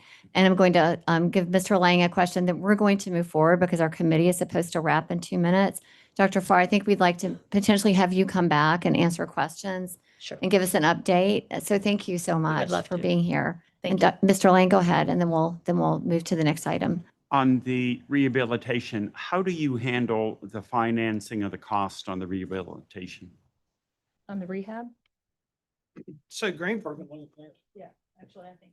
Go ahead. The North Carolina Housing Finance Agency has permanent loan programs with down payment assistance. So we'll be part of that. But the city of Greenville also has down payment assistance. And these houses will end up costing about $250,000 or thereabouts. I mean, it's nothing affordable that we knew 5 years ago, what is compared today. So you need deep down payment assistance to be able to have someone with 80% median income, you know, a nurse or a laborer or whatever it may, to be able to buy this type of housing. And this is basic, affordable housing. We call it affordable. It's that number keeps ratcheting up and so forth. So we'll work in partnerships with the city of Greenville and other agencies and so forth to be able to make that happen. Does that answer your question, sir? And let me add to that too. The city has a various pronged approach to that. Not only do we use our home and CDBG funding, but the city council's strategic goal is to increase the amount that we have dedicated to affordable housing programs as an integral part of our operating budget to $1 million over a 5-year period. So we're starting with $200,000 a year of recurring funding that we're adding to that. That not only is used to seed additional home construction, but also to enhance our down payment assistance program that we can use in conjunction with North Carolina Housing Finance Agency. Congressman Price, one more question. I'll be very quick. I just want to register great enthusiasm for this. This is wonderful. And I don't think there's a mayor in North Carolina right now that hasn't run on the platform of affordable housing. It's just a huge need in our communities. It's a national priority. And the supply of housing is at the heart of it. And that's what you've addressed. Let me just ask a question about how this can be replicated. And you talk about a desire to replicate it. It's good to have the Housing Finance Agency, of course, in the mix. What kind of strategy you think could be developed to call this to the attention of those who might implement it in other places, but also to offer some seed money. Before they answer that question, I want to interject real quick to that very point, to every one of you sitting at this table, to pat yourselves on the back for supporting this woman in these efforts, because what you're doing with this is you're meeting a need. I want to highlight what was mentioned on one of the slides that said that these homes will be going to people that make less than 80% of the area median income. These are the people in our communities that need it the most. These are the people in our community that work very hard and were celebrated at the peak of the pandemic for helping to keep our country running, but have been left in the rearview mirror since, struggling. And this effort is opening an opportunity and expanding their options for home ownership. So I just want to say thank you to all of you for your support in this effort as we continue to work forward and expand it.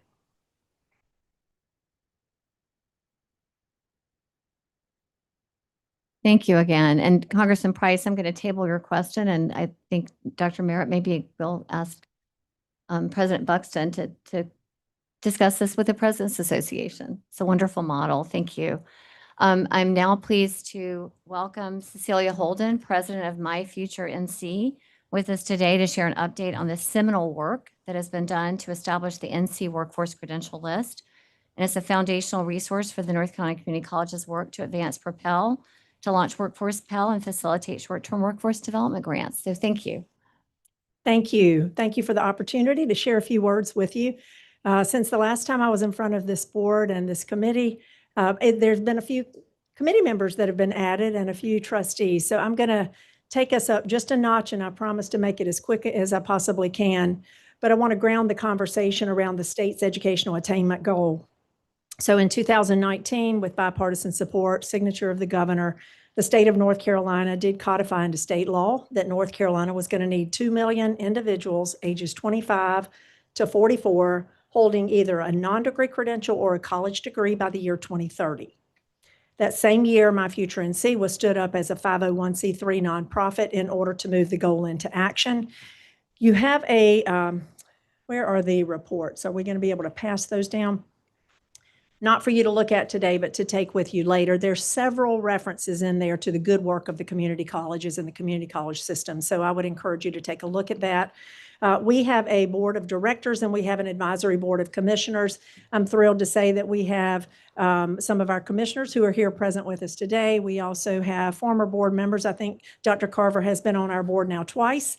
We have our board of directors includes the community college system president. Our advisory board of commissioners also includes several of our local community college presidents. We have three things that we do. One is we measure progress toward the goal. We're required in legislation to report to the General Assembly every year how the state of North Carolina is tracking toward that goal. That is what this report is. This is the report that we shared with the General Assembly in February, where the data was publicly released. The second thing we do is we advocate for good policy. We came alongside you in full support of Propel NC.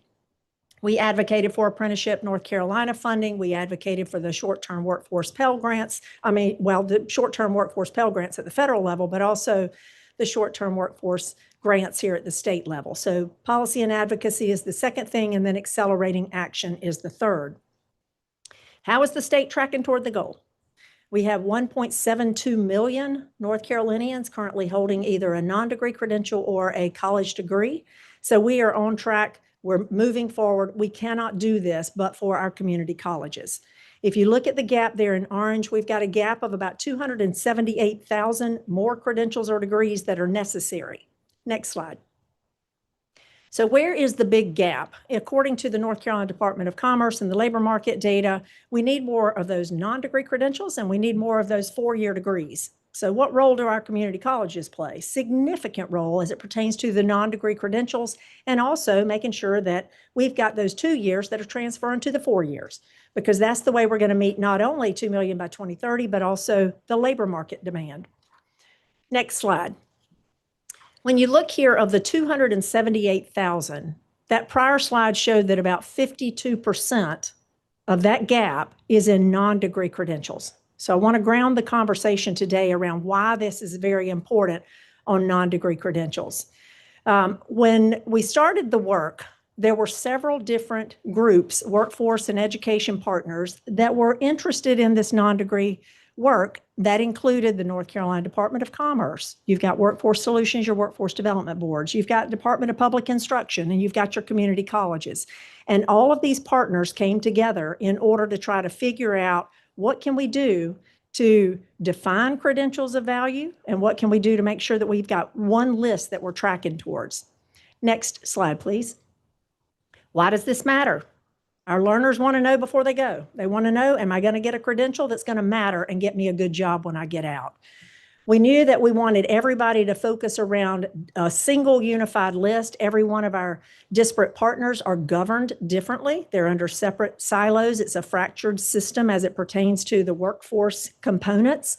But recognizing that that governance structure led to different lists that were submitted to for Workforce Innovation Opportunity Act, WIOA plans, Perkins plans. We said, why duplicate that work? The third thing is employers really don't care who the training provider is. They just want one list. They know what they need, and they want that list to be a unified voice coming from the state when they're asking for input on which credentials the training providers are going to strive to provide training around. Next slide. So this work started about the same time as the state's goal was codified into law. And in 2019, North Carolina was invited to be one of a handful of states that were part of the Education Strategy Group national network of states focused around the credentials of industry value. At that point in time, the community colleges were at the table, and all the other partners that I referenced. My Future in C was also part of those conversations.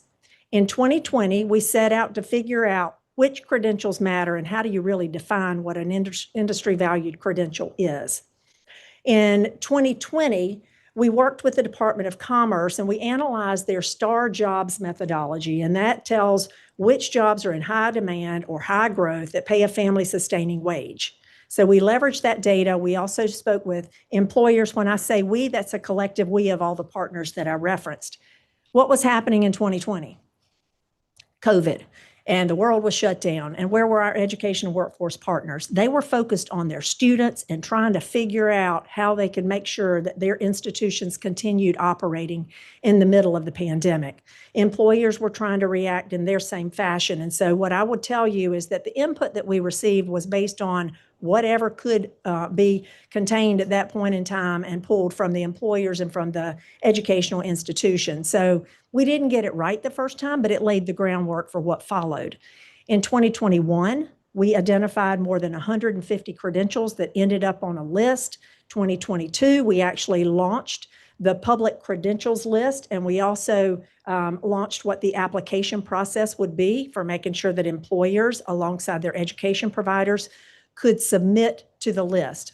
One thing I didn't mention was back in the prior year, across all the sector partners, the superintendent of public instruction, the community college system president, the secretary of commerce, publicly announced a credentials council. It's called the NC Workforce Credentials Advisory Council.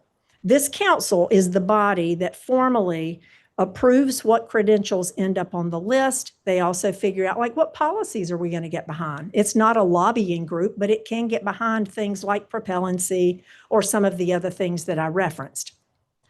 2024, skipping forward, the council adopted a strategic plan about what they were going to do and how they would go about it, and then further refined the list. Most recently, all of this work with philanthropic support.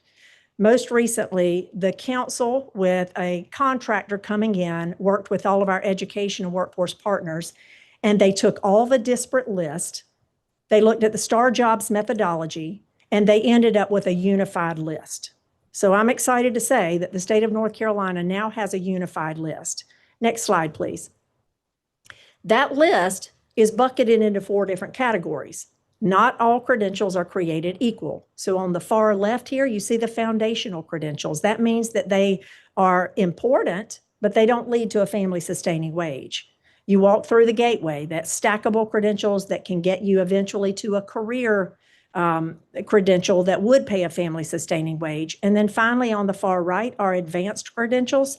And those are the ones that require some sort of post-secondary degree, but then it's a credential on top of that.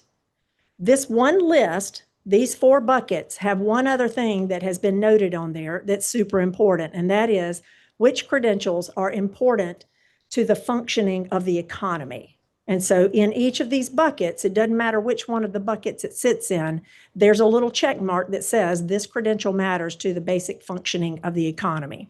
At this time, I'm proud to turn it over to Andrew Gardner, who has been our partner in this work, and he's going to share a little bit more about why this is important to the community college system.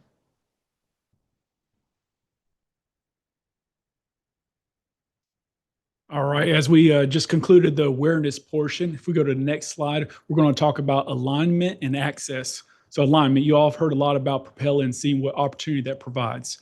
As we know, more non-degree credentials and accelerated training are going to be critical for the economy. We need to make sure that the credentials that are offered are of value. It's important to the colleges that they know what's of value and the students so that when they pursue those programs, they can get a good job. So next slide. Access. Workforce Pell, we talk a lot about it. We want to make sure that these credentials align to occupations that are endorsed by Workforce Pell. So we want to make sure that our resources to help students go towards a good cause. That's the federal level. At the state level, we have short-term workforce development grants, scholarships that help support them at the state level. You all recently approved funding for it, and today you'll actually approve an additional $1 million that we got to help support the students. So again, all about alignment and access, and this is what it provides. If we'll go to the last slide. I'm going to take us home. As you all know, North Carolina is having a moment. Specifically, the community college system is having a moment.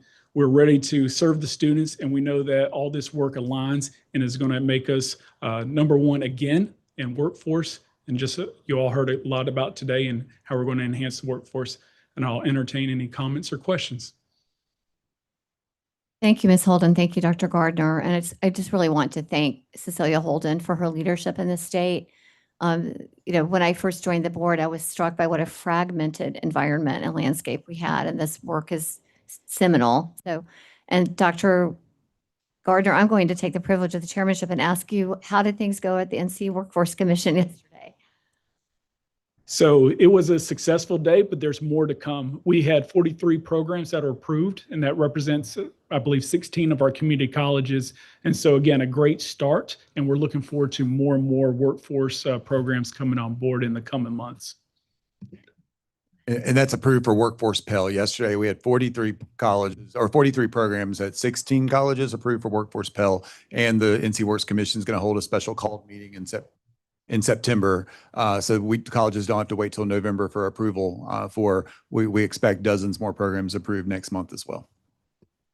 And I'll just add that this is the state level. Their next stop is for final federal approval. Mr. Lang. How do you make this information available to kids in high school and their parents so that they understand, the work you've done and where these opportunities are to help them prepare for the various community college programs? Perfect. So I'll jump right into it. So we leverage the nccareers.org website that hosts all the credentials that we have listed. It's part of the curriculum and the high school students developing their career plans. In addition, we also have our community college that leverage this website and planning tool to connect to the careers and opportunities available, and as well as college training programs.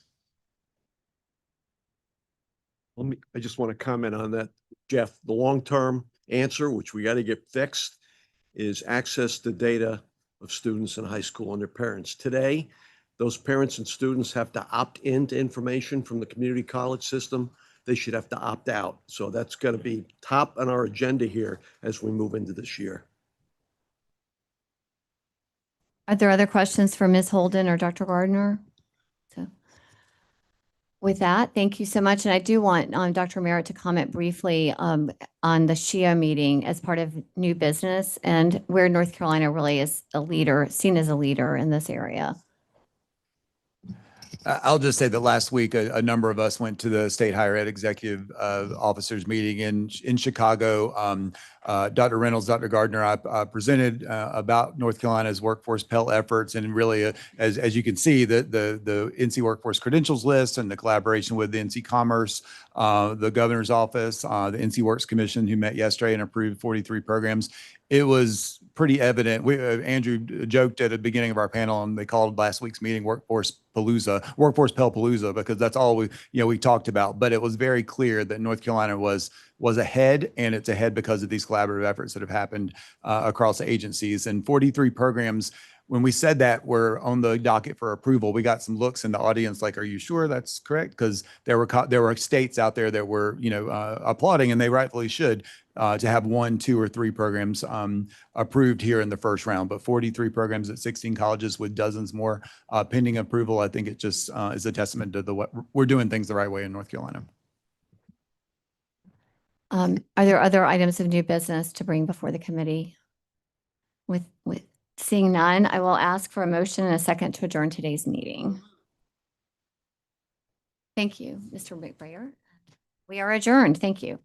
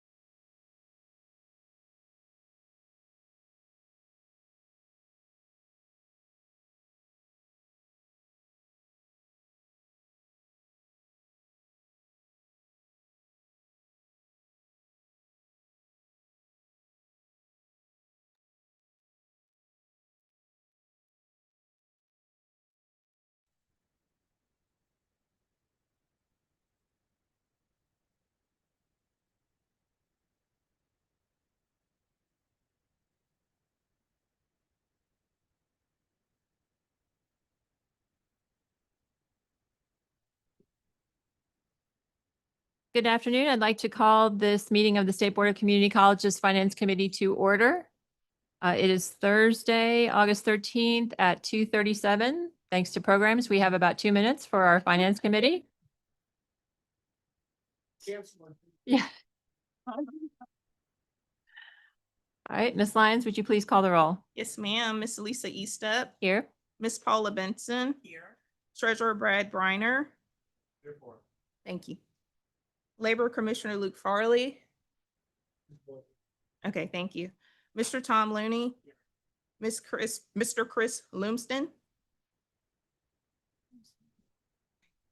Mr. Robert Moore. Here. Mr. Scott Ottman. Here. The Honorable Sam Searcy. Mr. Ray Trapp. Madam, we have a quorum. Thank you, Ms. Lyons. In accordance with the State Government Ethics Act, it is the duty of every member of this committee to avoid both conflicts of interest and appearances of conflict. Does any member of the committee have any known conflict of interest or appearance of conflict with respect to any matters coming before us today? If so, please identify the conflict or appearance of conflict and refrain from any undue participation in the particular matter involved.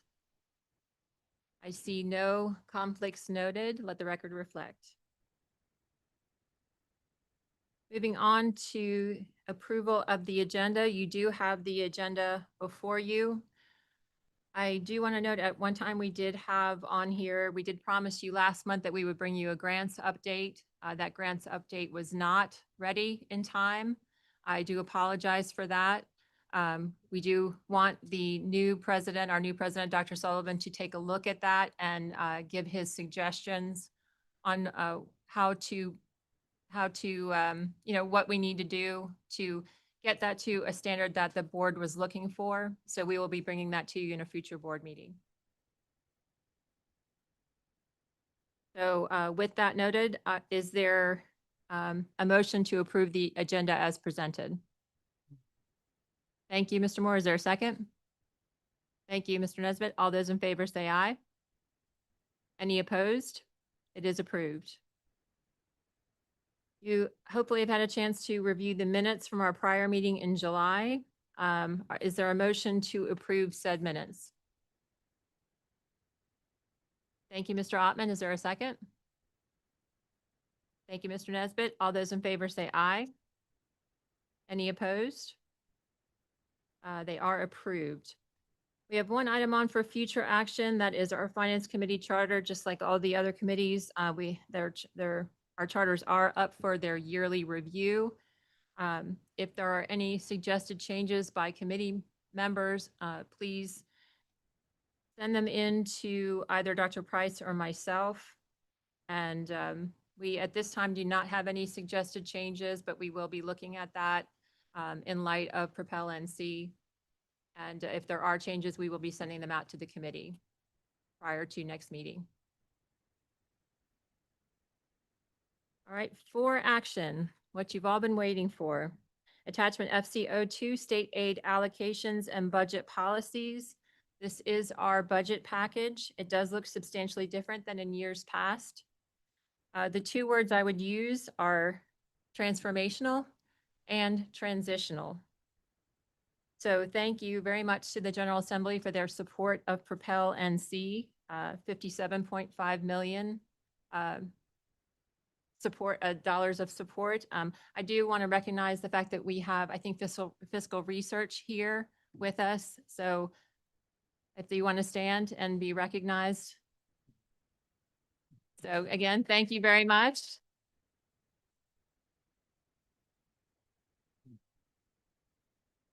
I think Andrew Smith has also joined us. So again, thank you for all your hard work. I do want to also recognize the fact that this budget package is here in August is due to the hard work of the Finance Division. This was a lot of work to turn it around and to get these numbers out, get them correct. It was a lot of work on the Finance Division's part.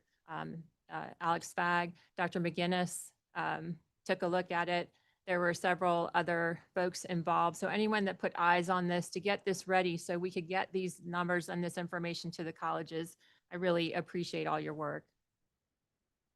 There are a lot of changes. As I mentioned, this is a transitional year. This is a transitional document. So a lot of the wording has changed. Again, we got parity funding, right? So we don't need, under the funding formula, we don't have curriculum and Con Ed anymore. It's now called instructional funding. Basic skills is now referred to as adult literacy.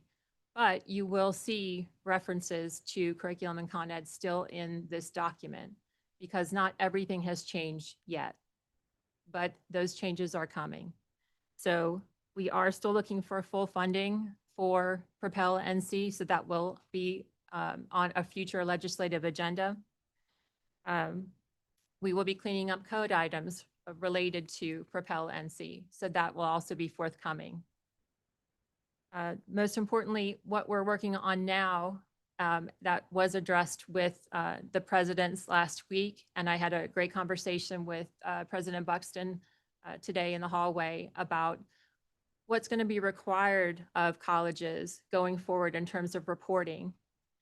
There is a system office team working on that right now in terms of just making sure that there are projected goals, there are targets being set, there's accountability behind these dollars that are going out to colleges. Because that's what the General Assembly expects, and that's what this board and the system expect. So there's more to come on that. The presidents will definitely be involved. They're also working on that, and so those groups will be getting together. We do have language in this document around that. So without further ado, I'm going to turn it over to Dr. Price to delve into the numbers.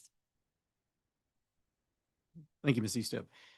So at your tables, we included a hard copy of the packet and also a one-page sheet that shows an example of what a college will ultimately see for their allocations. As Ms. Eastep indicated, there have been a significant number of changes that were made to this document as we went through. We do plan to make a pretty significant revision to how our budget packages look going forward. Now that we've got Propel in place, now that we've got, we know where things stand, it gives us the opportunity to take a good hard look at how we present the information, how we make and modify that going forward. We'll also say that this is transitional in that we still are finding a couple places that we're updating as we're going with typographical type things or wording type things. But included in the first section, starting on about page 6, deals with our salary increase funds. So the General Assembly did appropriate funding for 3% salary increase for our faculty and staff. That funding was incorporated into the value of the FTE that is provided. So each FTE, the number of students, we calculate a value per, and as part of that, it increased to allow for that salary increase number there. So on the salary increase piece, you'll see that included. The faculty minimum salaries have been updated based on language from the General Assembly. You'll notice in there that there's still the terminology for curriculum faculty. We anticipate that as we go through implementation for Propel, some of these items may need to be looked at and potential changes either to the state board code or to state law in the future.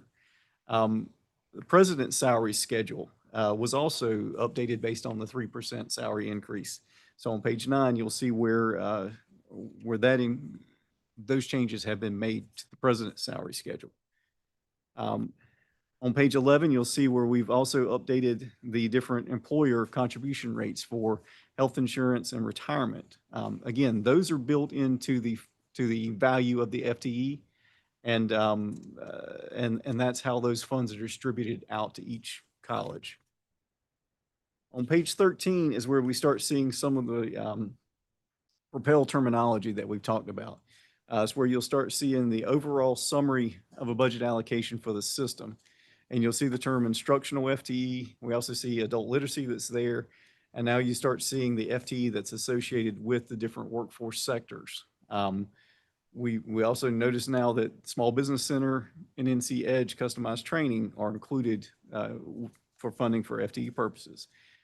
They are funded at a lower rate, and that was part of the original Propel model in which they were funded at a initial funding is lower than the other FTE values. You'll see we also have a number of categorical allocations that were included this time for a couple colleges that we'll also show later, but some funding for equipment for Central Piedmont, biologics for Wilson, and seamless skills for Fayetteville Tech and Wilkes. But overall, you'll see this is an allocation of a little over $2 billion for colleges. About 1.9 billion of that is funded through our funding formula. So that's the values per FTE. The others are part of this categorical funding, which are provided for specific purpose, and usually there's specific standards as to how those funds are distributed.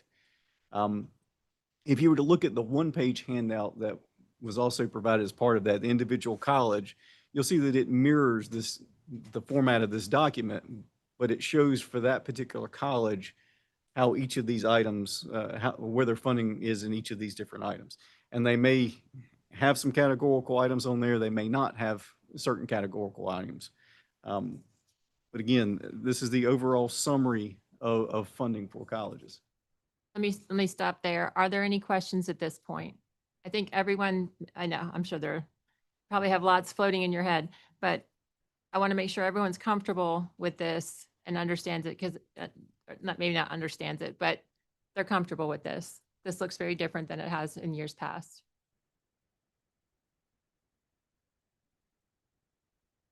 Are those looks of terror, or everyone's like, okay, all right, we'll keep going.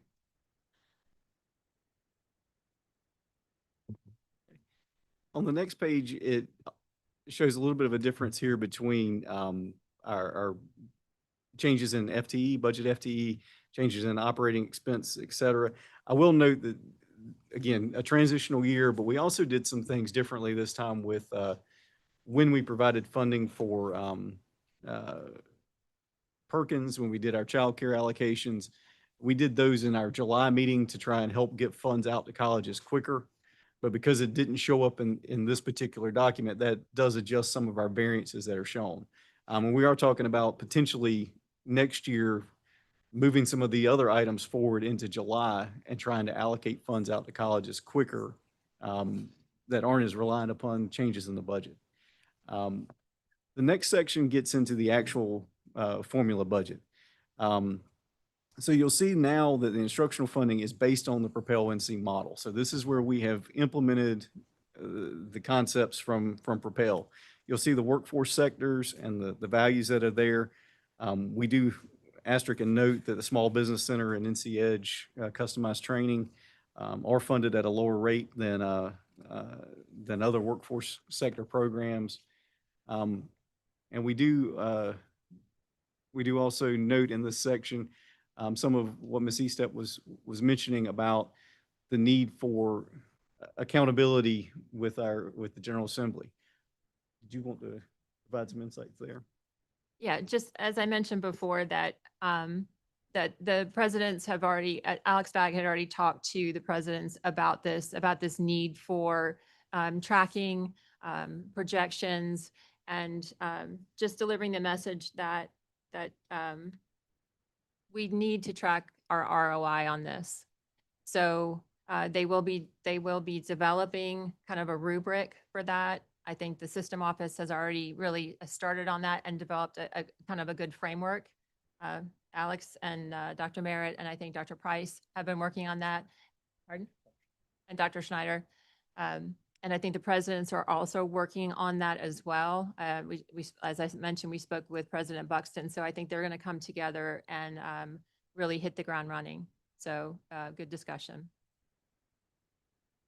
Again, any questions? Okay. So the next couple of charts deal with show our schedule of budget FTE.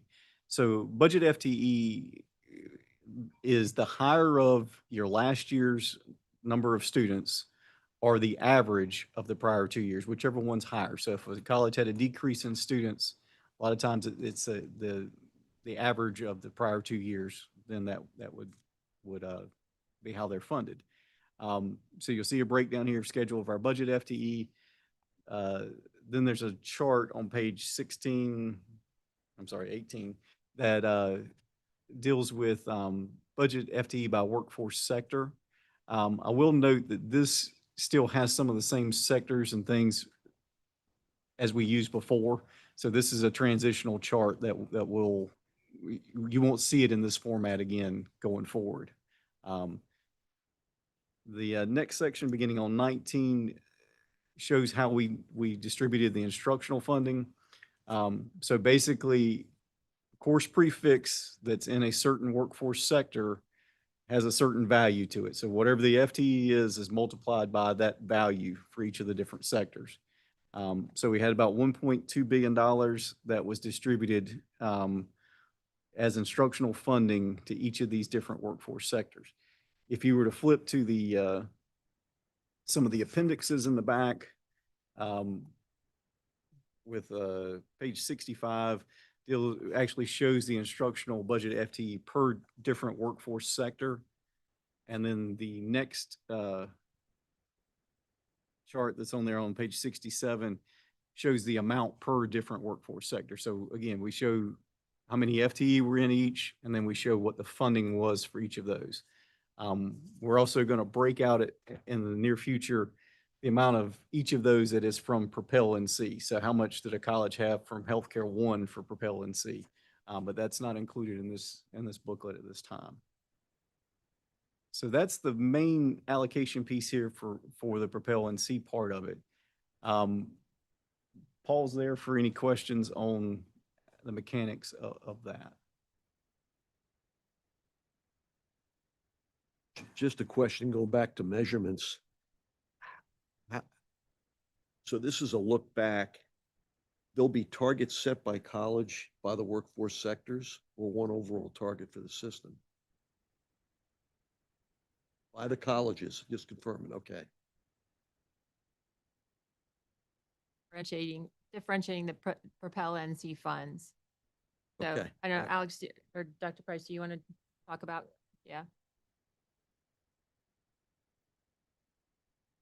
Yeah, so we're going to look at it in a kind of a couple prong approach where we do really the strategic planning, initial, like kind of what are you looking at? Where are you going to spend your Propel dollars? What are your needs that you've identified? A lot of colleges have already been doing this over the multitude of years, actually. So that'll be kind of step one. And then step two is where was the dollars spent, ROI outcomes, anticipated ROI outcomes. And we plan to do that in the end of the fall. So when we enter into the next long session, we have some information and some data, and then also obviously track it at the end of year closeouts at the end of the fiscal year. So talk with President Stewart, President Buxton, a lot of the presidents about that as well. So yeah, that's kind of our plan now. And what we'll do is, as Ms. Eastep mentioned, is we'll work with the presidents on that to make sure everybody's in the loop of what we know we need to do and collect. So there's reporting in the spring and the fall, or after the end of each semester. That would be the goal, yes. Because I mean, when a long session starts, I won't get too much in the minutia right now, but when a long session starts, we have to have some sort of presentation for the General Assembly on our budget asks, which 57.5 out of the 68.5 million for the Propel and modernized sector modernization piece, so that's 11 million gap there, or that we have to finish it off. So planning on keeping that on there. Of course, that's subject to you all, but if we keep that on there, we know we have to have that strong value proposition and ROI. And the General Assembly members are very interested in that. They made a $57.5 million investment, and they are genuinely interested. It's really that partnership. So I would say that in a lot of our meetings that we've had. And I think the more conversations we have, the better, because I don't know, President Buxton, do you want to come up and kind of share some of the things we talked about? Some of it is it's subject to, timeline's a big issue. Some programs are going to take longer, and we talked about that, longer to get off the ground, new programs versus existing programs. There's going to be a difference. So it's got to be a bit differentiated. Thank you, Ms. Eastep, and you said it well. I think the big momentum coming out of the president's meeting this summer was how we set up to measure return on impact and how we're going to show kind of a delta of where we've been and now what Propel gives us.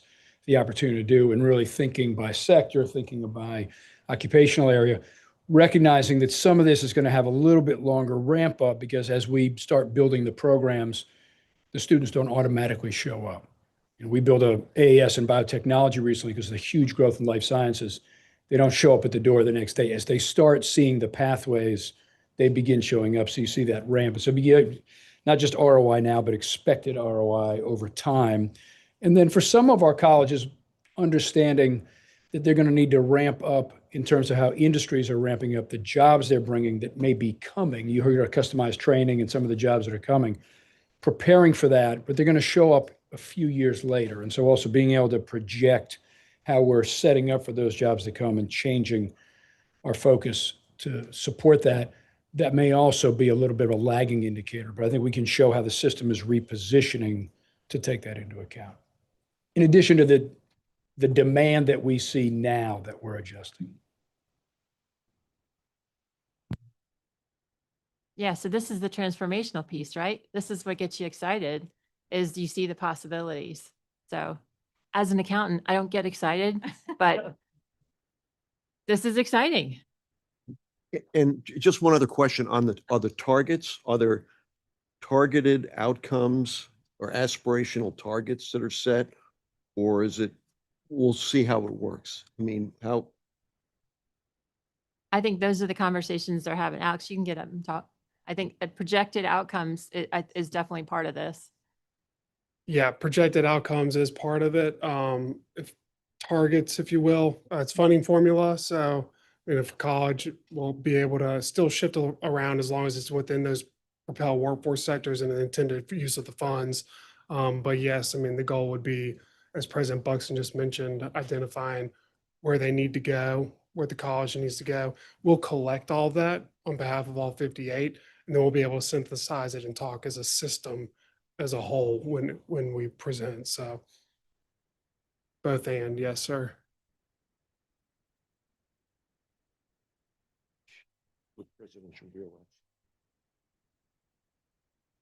All right, we will continue. Next section, beginning on page 21, deals with adult literacy funding. I did joke with Dr. Merritt when we changed this from basic skills that I probably will still call it basic skills forever because I didn't change with any of the other terminology, but we are trying to make that adjustment. So you'll see the same methodology for adult literacy funding. The one piece I will note, there is $6 million in performance funding for adult literacy that was not in the budget package. There was a technical correction bill that has been in the works and was actually approved this week, signed by the governor's office. But because that was still in process and in limbo, we did not include it in this budget package at this time. We will be allocating those funds out as we have in the past. We just, with there being some uncertainty, we didn't want to roll it out and then have to unroll it. So we will do that. Page 25, institutional and academic support. So again, this stays relatively the same as we've had in the past. There is a base allotment that is provided to all colleges. So that is 30 positions that all colleges, regardless of their size, receive. And then there's an enrollment allotment that is for colleges that have more than 750 FTE. Any FTE above that 750 are awarded as part of an enrollment allotment. So again, those rates have all been updated based on the salary increase and benefit changes. And we've provided that information in these charts as well. You also see the multi-campus funding. So you'll see the additional multi-campuses that were approved for Alamance, Wake, and Forsyth Tech included on here.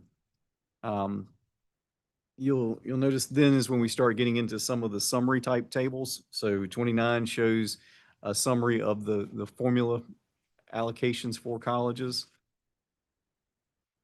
And so I'll stop there because that's the formula section of the budget.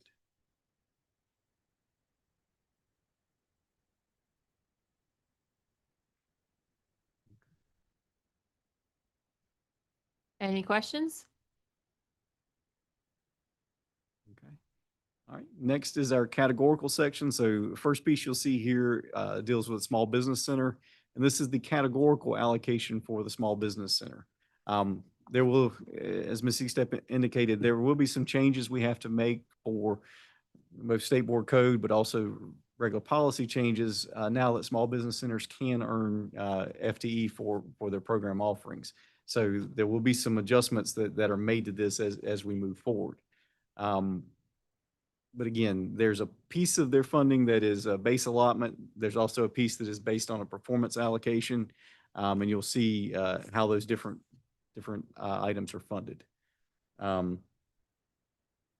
Page 35 is the NC Edge customized training categorical funding. Again, this is the categorical piece of it and not the instructional piece, or not the FTE-based instructional piece. But you'll see there's an administrative allotment and then an instructional allotment that is in keeping with how these funds have historically been provided. Again, the same concept as a small business center. There will be some state board code that potentially needs to be rolled out. There's going to be some things we have to do as we move forward with that. The equipment allocation funding beginning on page 38. Again, in this section, you'll see the words curriculum, you'll see the words continuing education.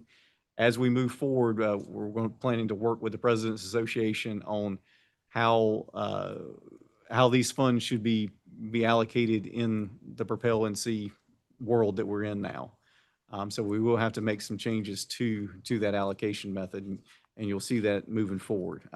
This is consistent with how these funds have been allocated in the past. Page 41 is the instructional resources. Again, you'll see curriculum, you'll see continuing ed, terminology. Again, our plan is to work with the President's Association and modify improve upon how these are allocated in future years. But you'll see the different allocation methods for that. The next section on 44 gets into specific program categorical allocations. So you'll see ones that are funded for different specific items for colleges. The last three that are on the list, C12, C13, and C14, are new items for this year that were provided. And each of those is non-recurring funds for this year. In the back, we have beginning on page 48, is the allocation summary, so you can see for individual colleges what their total allocations were. Beginning on page 50 is a variety of different policies that are in effect from year over year for colleges.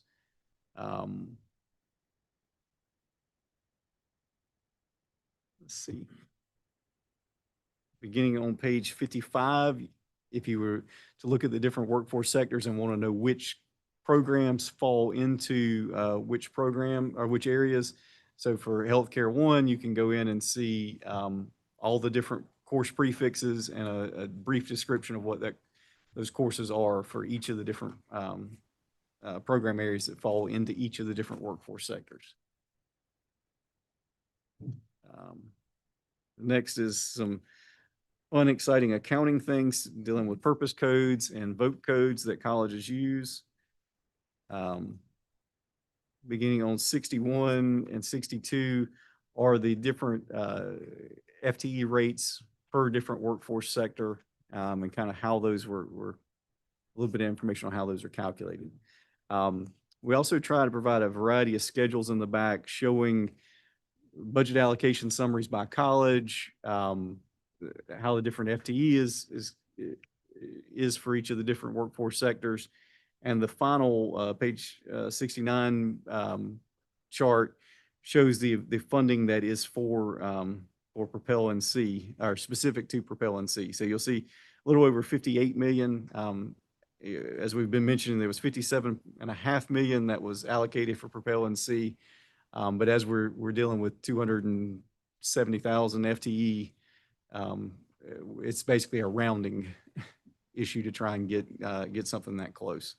Pause there again and be glad to try and answer any questions on on this. There will be a quiz. Yeah.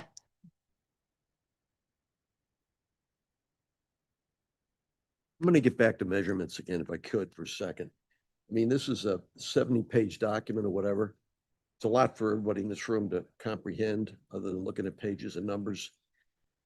Are we going to get to a point, working with Alex and team and Philip, of a 3 or 4 page document that the board can look at and say, okay, these are the definitions of those workforce sectors, and these are the results for each of those, and also track it to see what the progress is? I mean, If that's what you want to look at going forward, then that's what they can put together. So Okay. if that's the goal, I mean, this is the entire budget package that the Right. board has to approve. But if you want a summary, then with the tracking information, then the team here at the system office, thou shalt make a summary document. okay. Yep. Yes, sir. If I could ask that question in a slightly different way. Yep. So the legislature, fulfilled our dreams in terms of providing the funding for Propel NC. If I'm in the legislature in a year, I'd want to see a brief, overview of how successful was this change to the funding model and where do I see the results? And so maybe to Tom's point of something brief, I think that would be really valuable. And I don't know whose responsibility that is. It doesn't seem like a finance responsibility.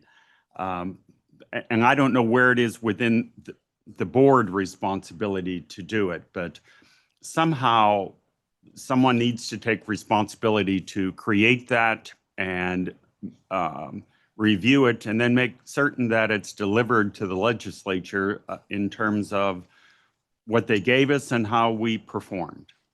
I think it's a joint venture. As you heard, Dr. Merritt, Dr. Schneider, and Dr. Price and Alex Fagg are working on that right now, that reporting mechanism. So it's I think it's cross-categorical. So I don't know, Mr. Fagg, if you want to add to that. No, I mean, that's exactly right. And that's what we're going to be doing is our next steps after this budget booklet and packet. Yeah. With one throat to choke, who owns it? You? I will say I will take that responsibility because it'll be our job to message back to the General Assembly, but it'll be as it was with Propel NC in general, it was a system-wide responsibility. So we'll all work together to make sure we deliver what the board needs, but ultimately what our partners need as well, and funders. But I think I will push back a little bit and say that the board owns this, the system owns this. We asked for it. We need to understand what we're asking for, and we need to make sure that it's correct. So it's us on the line too. So we all own this. This is a system. This is not an oligarchy. So we've got to make sure that we get this right. We got to make sure that we're working with the right individuals, including the trustees. I didn't want to leave them out, but Alex is delivering the message, but we're all owning this. And that's what I really want to make sure that we're driving home, because we all asked for this.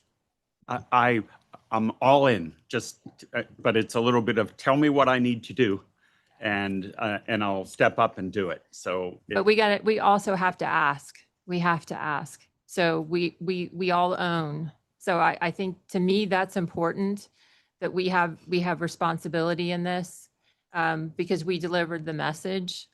So I don't want to take a passive approach to this. I want to take we talked about this earlier. We got to be proactive. So to be proactive, we have to come up with the ideas on this too. So they can come up with the guidelines and the ideas, working with the presidents, but in the end, it's coming before this board. So this board's got to be the one to say the final yes, no. So I think a 3-pager is good. And I don't mean to talk over anyone, but I really think that's important. That's why I got on this board, is to make these tough decisions. This is my last budget package, by the way. So to me, it's very important that we get it right. So what was I going to say? Oh, yeah, I distracted myself. You've got 58 colleges that we're going to have to provide data for. So I think we're going to have a bigger, to me, I see a bigger piece, and then maybe we can get to that summary. But I think we got to work with them on that summary piece. I don't want to leave out too much data on that, depending on how much it is, because I think it's going to be a lot with all the different programs and stuff. So in my head, but my head can get a little bit louder. One other thing that I will add is had a couple of initial conversations with President Sullivan. He's very eager with this investment and ROI. So I had a lot of great conversations with him on that as well. And obviously President Carver, well, he's still here. So Just one other key element in this is, which we've focused on with Mr. Merritt and that, or Dr. Merritt, and that's, what are we going to stop doing? Because everything's usually additive, I've found. We don't ever remove anything. So when I'm just going to pick on something, trades and transportation is a thing down there called postal service. Now, we may have thousands of students, but it, in my mind, tells me there's probably not a lot of thousands of students in postal service, but it's what are behaviors? It's not just about the investment and the money. Where do you get that bigger return? And where are the high growth areas that are also part of this element? So it's more than financial. And to your point, it is a team sport. We've got to get everybody playing. And the new president I think will be very effective at that. Mr. Jurgen. At the risk of being redundant, it's exciting, so I do want to make a comment about this. Everything I've heard, I think, is spot on in terms of how we need to align ourselves and direct our strategy with this new funding we've gotten, and not just Propel, but enrollment growth. So that's exciting. And to your point, Chair, your comment about it is an ownership thing for this board and for the leadership of the college, starting with our strategic initiatives, dialing down a plan that's going to be prescriptive.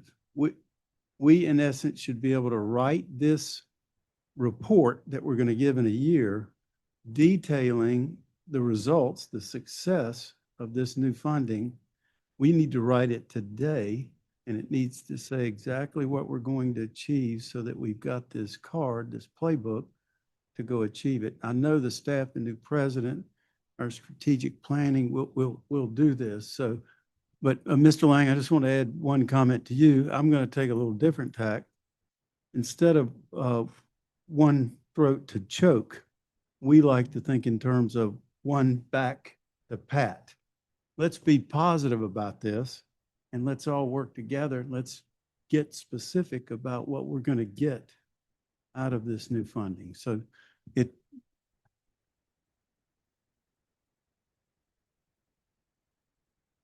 Dr. McGinnis. I agree with everything that's been said, and I think we've got to be forward thinking about this. In order to do that, the clock starts now on this transition you described. And I think the challenge that's incumbent upon all of us, especially our staff, is to start identifying the policies, the code items, structural changes that we're going to have to make to finish. This is the first piece.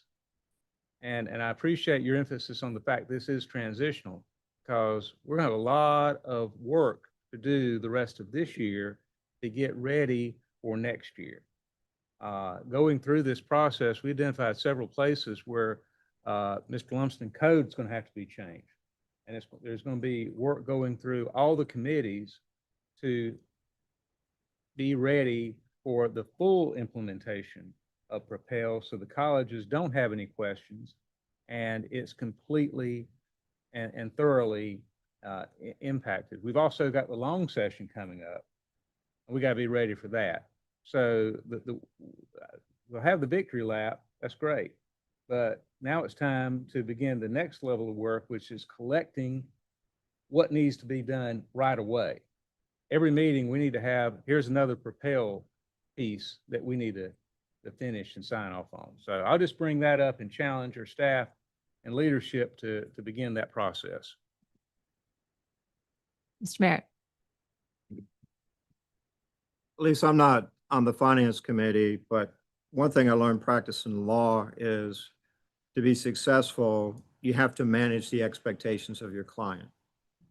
And I think part of what we have to do here is manage everybody's expectations because behaviors have to change before outcomes change. And Tom made a really good point about we need to change behaviors.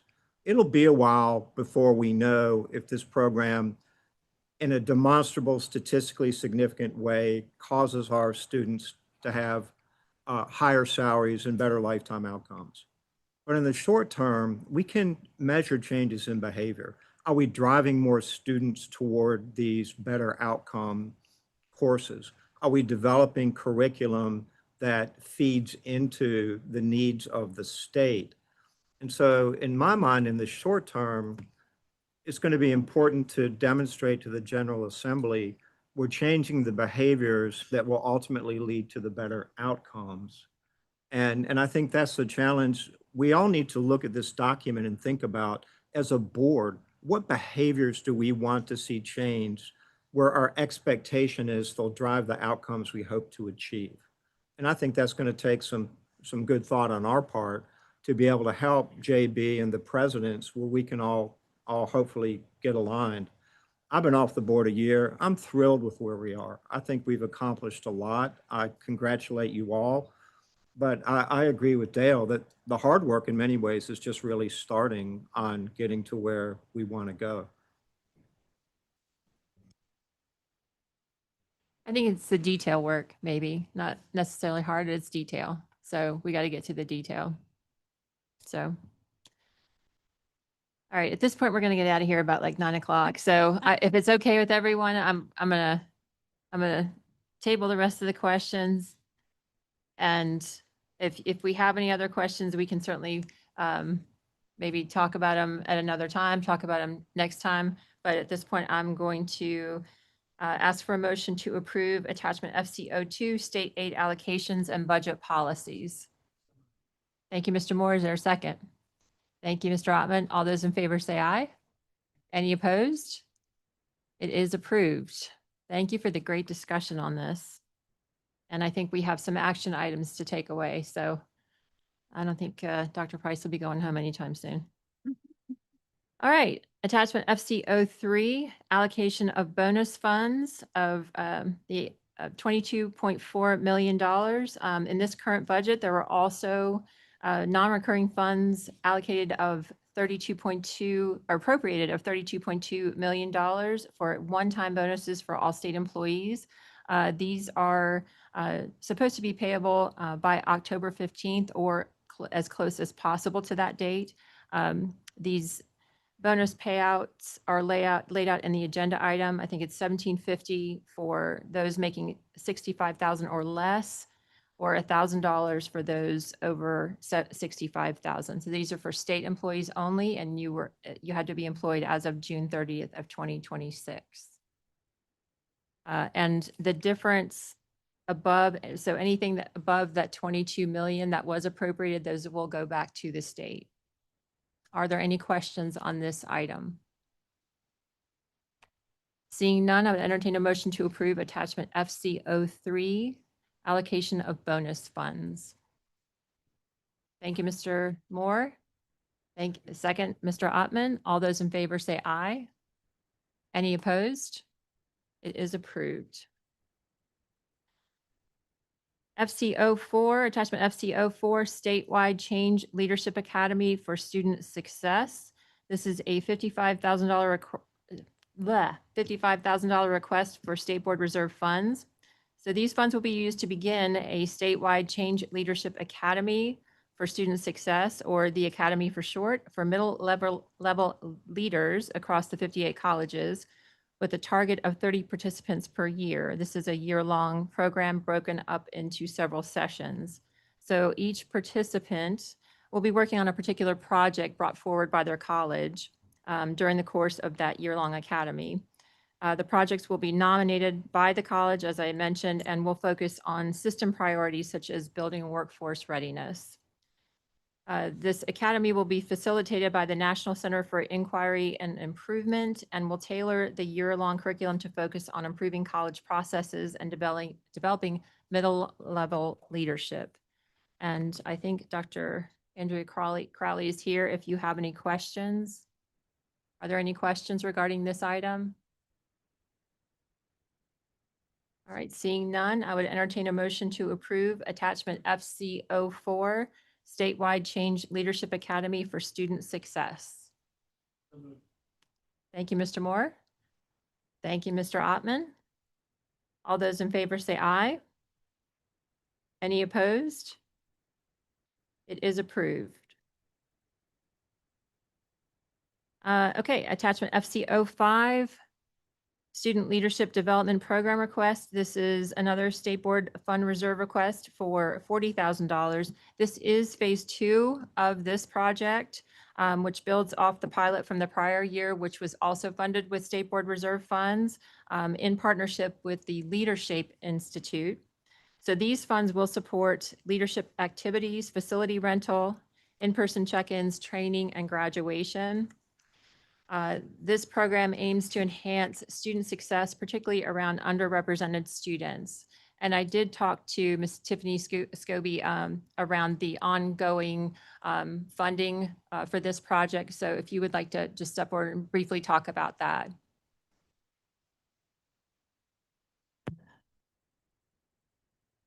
Thank you for your time. Just so you know how the program will be funding moving forward, at the last state board, we launched the Longleaf Pine Society Leadership Award as well as fund for the program.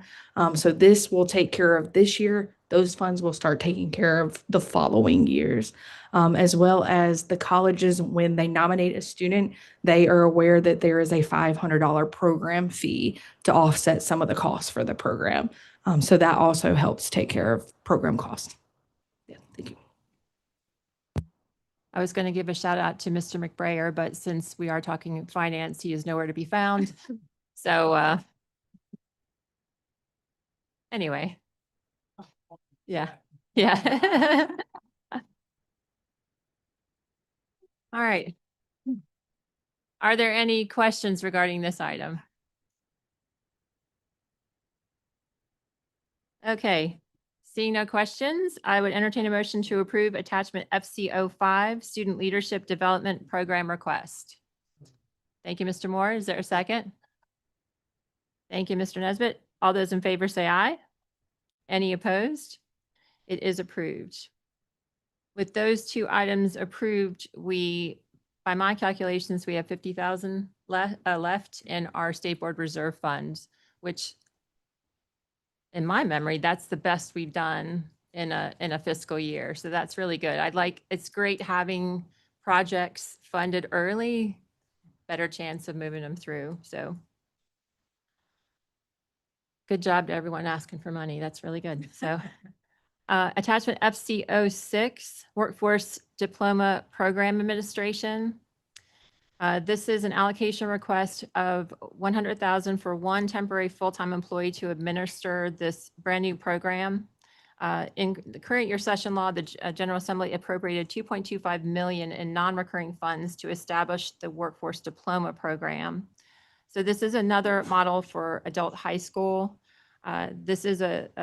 This does allow for flexible program delivery through a third-party vendor and will allow adults who have encountered barriers in the past to obtain a high school diploma and develop workforce recognized credentials and skills. So this full-time position will help implement the program and provide ongoing oversight and accountability. These are non-recurring funds and with the time period ending next June. And I did want to call Arbany Cooper up just very briefly to talk about this program and where they see it fitting in. We do have 50 adult high school programs, and she and I talked briefly about how they see this as kind of slotting into what we already currently offer. Good afternoon, everyone. So as Ms. Eastep stated, we have been allocated a little over $2 million for the Workforce Diploma Program. And so in North Carolina, we do have 50 adult high school programs. So that leaves about 8 programs, 8 colleges without an adult high school program. So the approach that we're going to take for this program is that the 8 colleges that do not have an adult high school program, this new Workforce Diploma Program will target those students first. And so we pull some of the data, starting with students that stopped out of school in 2007 to present. So the average age of those students would be about 32 years old, and looking at the 8 community colleges that do not currently offer adult high school programming, that would give this third-party vendor approximately 16,000 students to target during this first year of the program.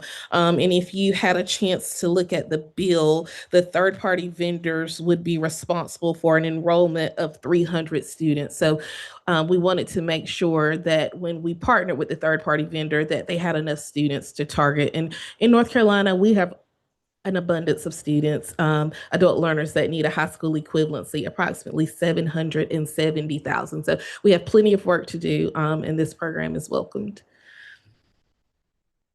All right. Thank you, Arbany. Thank you. All right. Are there any questions? All right. Seeing no questions, I would entertain a motion to approve attachment FC06, Workforce Diploma Program Administration. Thank you, Mr. Lemson. Is there a second? Thank you, Mr. Moore. All those in favor say aye. Any opposed? It is approved. Attachment FC07, IDD Workforce Training Expansion Program Administration. This is an allocation request for up to $640,000. These funds have been appropriated in current year session law, and they will be used to expand work-based learning opportunities such as pre-apprenticeships, apprenticeships, internships for students with intellectual and developmental disabilities, and this will include hiring 2 full-time positions dedicated for this purpose. These are recurring funds. So as our access to achievement colleges have students maturing through their chosen programs, these positions will be dedicated to working with colleges to support the growth of career and college promise pathways, developing statewide partnerships with business and industry leaders, to create on-the-job learning opportunities, to work with local workforce boards, and also to coordinate efforts with Apprenticeship NC. Just to mention, we got our expansion funds for access to achievement, and those funds will be on for a future agenda once the RFPs have gone out. Once those come back and we're ready to award them to colleges, those will be on for a future meeting. So I would like to call Ms. Nancy Guy up to talk a little bit more about the breakdown of these funds and how they will be utilized.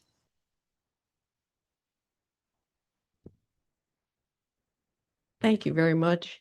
We're really thrilled with the way things turned out for us in the General Assembly. We want to thank everybody who has advocated formally and informally on our behalf. What we're hoping to do here is something that was suggested actually to me a couple of years ago by Ms. Eastep, and that was you really need to have people placed in the business industry sector creating opportunities for employers to think about our students in as broadly defined way as possible. That's what these positions will be doing. We're excited about them because we think unless you have someone out in the community, well acquainted with business, who's talking about potential, what people could bring to the workforce, you're not going to have those employers reaching out and trying to find out who can be a new employee, who can they reach out to that they've never heard of as an employee. So we think this is a very important step in moving that process of employment and having real careers, not just make work sort of opportunities, but real careers in business and industry. So we're very excited about that.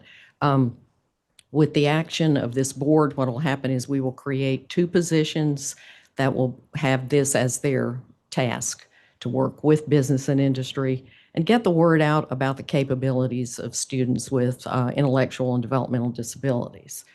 I wanted to say too that, which this is not something that's on the agenda for me to talk about, but I just want to really thank all of you for what you've done to be supportive of the work of Access to Achievement, for advocating for it in the venues that you find yourself in, and for really picking up the cause that is serving all students, all types of students. And we're very excited and very pleased about where we are. The remaining funds out of some of this money will go for the purpose was just described, and the rest of the funds will actually go to helping us work with Career and College Promise, trying to make sure that we are integrating students with disabilities in all the opportunities that are available for high school students. But right now, all we're doing is talking about these 2 particular positions. I am happy to say that after looking at all the increase and the support that we've gotten and the way we've looked at doing business maybe a little differently and integrating some best practices into what we've done, we actually now are asking to have less at the system office than we've ever asked to keep here. And so now we're down to 14% at the system office, which is a pretty remarkable amount to dedicate to the staff here. And we're trying to move funds out. Colleges are mature enough now. They've worked with us enough now, and we think we have enough of an infrastructure in place that the bulk of the funds should definitely stay with them. Any questions? Yes. I have a question. I have a comment and a question. This program wouldn't have been anywhere without you, Miss Eastep, and you, Nancy. I mean, you're the 2 that were the foundation of this. So on behalf of the board, I want to thank you for the impact you've had on North Carolina, and that's why you both were recognized at the Pinnacle Awards. 2 is, how many students have been through the program and how many now we have actually employed because of the program? Do you know what that number is? I don't know what that number is because in terms of, we've served about 1,200 students so far. We only put the tracking mechanism in place at the beginning of last year, which means students have not necessarily matriculated. But we definitely will be able to bring you that information going forward. Because I think the last number you gave me was 800, so. I was just counting the people the year before. Okay, all right. That's Yeah. great. Thank you. Yeah. Any other questions or comments? Thank you. Thank you. It's good to know my voice echoes in someone's head for so long, 2 years.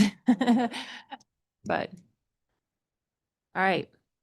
If there are no questions, I would entertain a motion to approve attachment FC07, IDD Workforce Training Expansion Program Administration. Thank you, Mr. Moore. Is there a second? Thank you, Mr. Ottman. All those in favor say aye. Any opposed?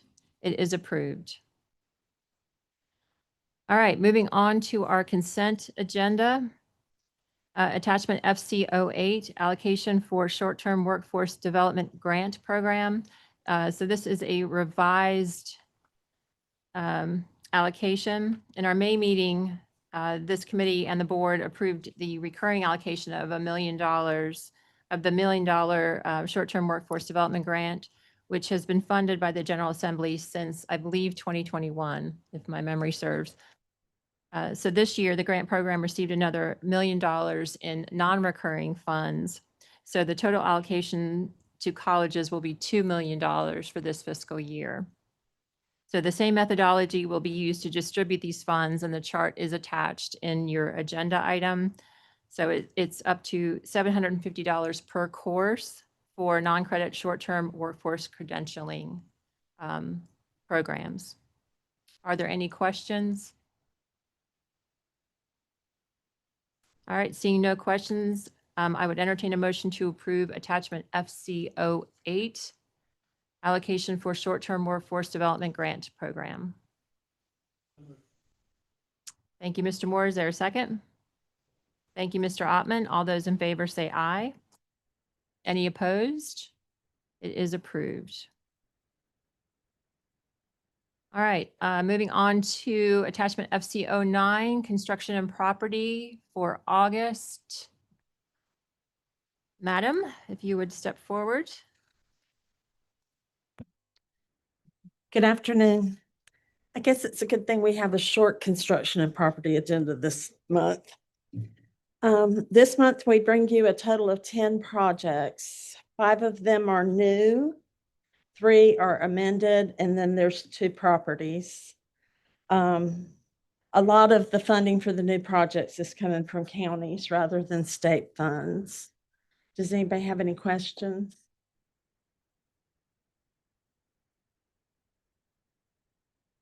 No, all right, no question. I know this is short.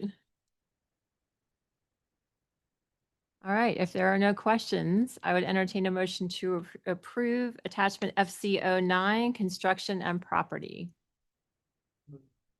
Thank you, Mr. Moore. Thank you, Mr. Lumsden. All those in favor say aye. Any opposed? It is approved. Okay.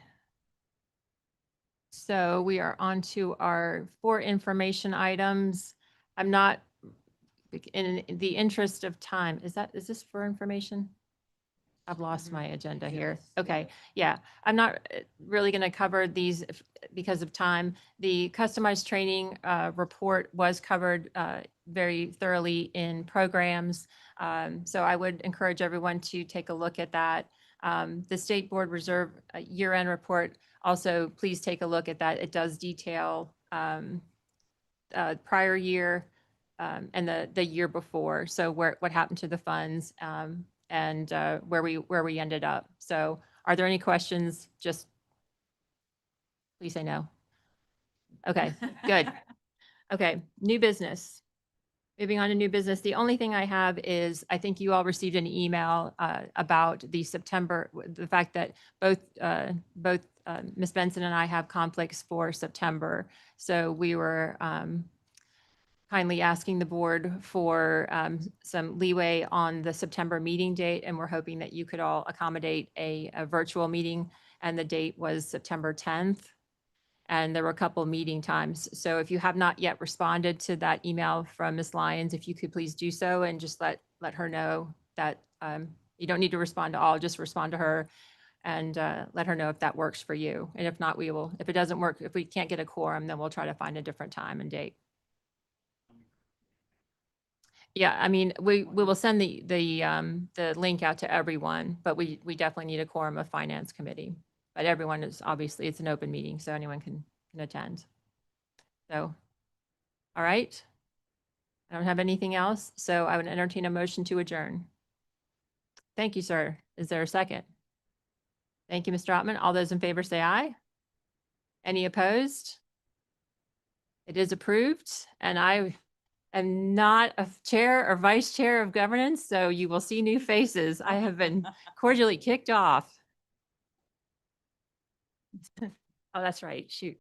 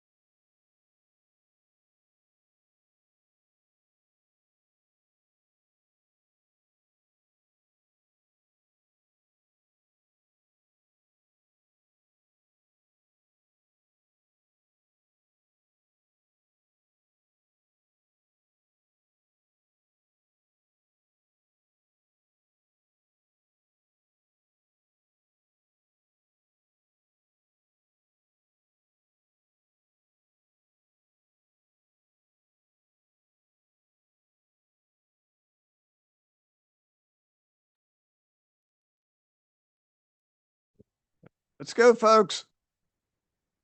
Rocking and rolling.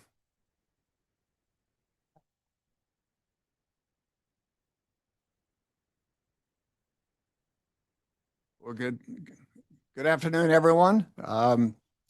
Appreciate you being here, and Chair Looney, thank you for appointing me as chair of the Governance and Policy or Policy and Governance Committee. And Terry Yergin, appreciate him serving as our vice chair over the next year. So Terry, thank you very much. Thank you. And Lisa Estep, thank you for serving or leading the committee over the last 9 months or so. You did a great job. Appreciate it very much. And so I'll call the meeting to order and ask that the Ms. Davis do the roll call. Mr. Chris Lumsden, Chair. Yes, ma'am. Mr. Terry Yergin, Vice Chair. Here. Miss Lisa Estep. State Treasurer Brad Briner. Mr. Eric Nesbitt. Miss Stacy Griffin. Mr. Jeffrey Lang. Mr. Tom Looney. Dr. Dale McGinnis. Here. The Honorable David Price. Miss Sarah West. We have a quorum, sir. Thank you very much. Ms. Carpenter, please read the ethics, awareness, and conflict of interest statement, please. Yes, sir. In accordance with the State Government's Ethics Act, it is a duty of every member of this committee to avoid both conflicts of interest and the appearance of conflict. Does any member of the committee have any known conflict of interest or appearance of conflict with respect to any matter coming before us today? If so, please identify that conflict or appearance of conflict and refrain from any undue participation in the particular matter involved. Noting none, sir. And thank you very much. Want to go on the record that Terry and I had an in-service training program this Tuesday under Janelle and her team's purview. And the good news is that we passed her exam. The bad news is we're on academic probation. That's exactly right. Which is consistent. That's consistent with my record. So we will do the best we can this afternoon, and then we only have a few minutes to get to the agenda. So hopefully everyone had took the opportunity to read the materials in the board packet. Also, as part of our in-service training program, Janelle gave me this book right here, Community College Laws. And I've gotten through the first couple pages of it, and I assume I'll finish it over the next year or so. Now, that said, I'd like to do a little in-service training before we move on to the agenda. And that is, I know everyone here knows the difference between a statute, a code, a regulation, an administrative policy, but quite frankly, I didn't. So I asked Janelle if she wouldn't mind taking just a few moments to explain to some of us the difference between those. Thank you, Janelle. Absolutely. And then Halima actually went around and provided you all with a PowerPoint and then also the bylaws that the chair will be speaking on. But starting from the highest legal document in our state is the state constitution. Following that, we have the General Assembly who creates the general statutes. We are governed by 115D. And then after that is our state board code. The state board code usually codifies those that are in the statute and also provides the authority and the operational rules for the 58 colleges. And then under that is the system office policies and then the local college policies. So when we're looking at policies, that is individual, institutional based. When you think about the code, that covers all 58. When you think about statutes, that is the law that is sent down from the General Assembly and then the Constitution as well. Okay. Thank you, sir. Thank you. Any questions regarding that quick overview? Okay, thank you, Janelle. You have the agenda before you, and I'd like to make one suggested change, and that is moving two items under future for future action to action, and that would be items 01 and 02. So I would propose the approval of the agenda with that change. We have a motion. Is there a second? Ms. Griffin, second from Ms. Estep. All in favor, aye. Opposed, like sign. Okay, agenda stands approved. Thank you very much. Approval of the minutes, July 16th. You have a copy of those minutes. Is there a motion that those minutes be approved as distributed? We have a motion from Ms. West, second from Ms. Griffin. All in favor, aye? Opposed, like sign. Thank you very much. Move on to the action items. We have 6 action items. 4 will be codes or policies, and then 2 will fall under the consent agenda. So the first item is SP. Sorry. Okay, I'm sorry. And for future action will be the charter. And we'll do that. We may review it if we have time today. If not, we'll review it and discuss it at our next meeting. All right. The first item is the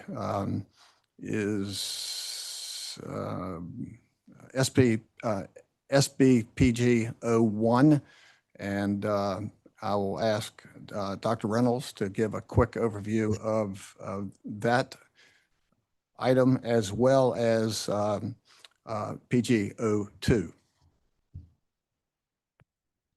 Thank you, Board. As a part of our most recent budget, a few laws were incorporated that impact community college system students. And one is that any community college student who is convicted of assaulting a member of the state, employee of the state, or one of our subsidiary government officials, as well as anyone who is a first responder or an officer while dispatching their regular duties, if they're convicted of that, they are no longer eligible to receive in-state tuition or any state-based financial aid. And the state board is being asked to make a policy and codify that to the effect of the law. And when is the effective date? The effective date is any conviction after December 1st of this year. Okay. Is there we'll take 01 and 02 together if that's okay. Okay. And also as a part of our budget law, there are significant efforts to make sure that our students have access to adequate mental health services. And so this board is being asked to codify the law, now stating that many processes of our community college, so on our websites, in registration materials, and a few other locations, that students are aware of the Student Peer Lifeline and also the Suicide Prevention Hotline number. So we're being asked to codify that also into state board code. Okay. Any questions or discussion regarding those 2 items? If not, I will entertain a motion that 01 and 02 be approved as presented. Second. We have a motion.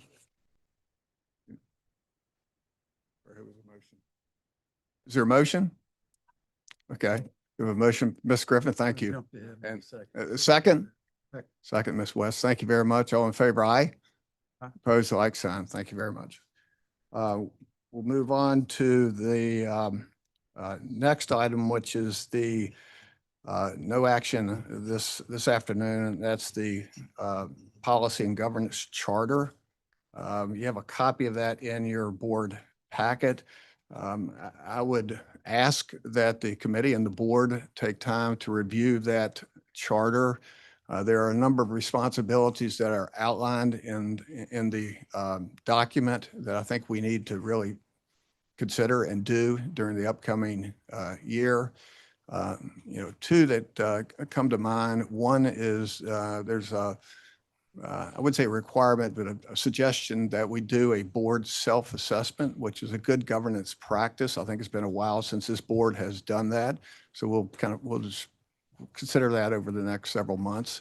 The other is ongoing education, and we get a lot of education during the course of the board meetings and committee meetings, but that's something we'll focus on as well. Again, you can read the duties and responsibilities, and we'll focus on any changes that need to be made to that charter over the next several months. But we'll take that up for consideration either next month or the month after.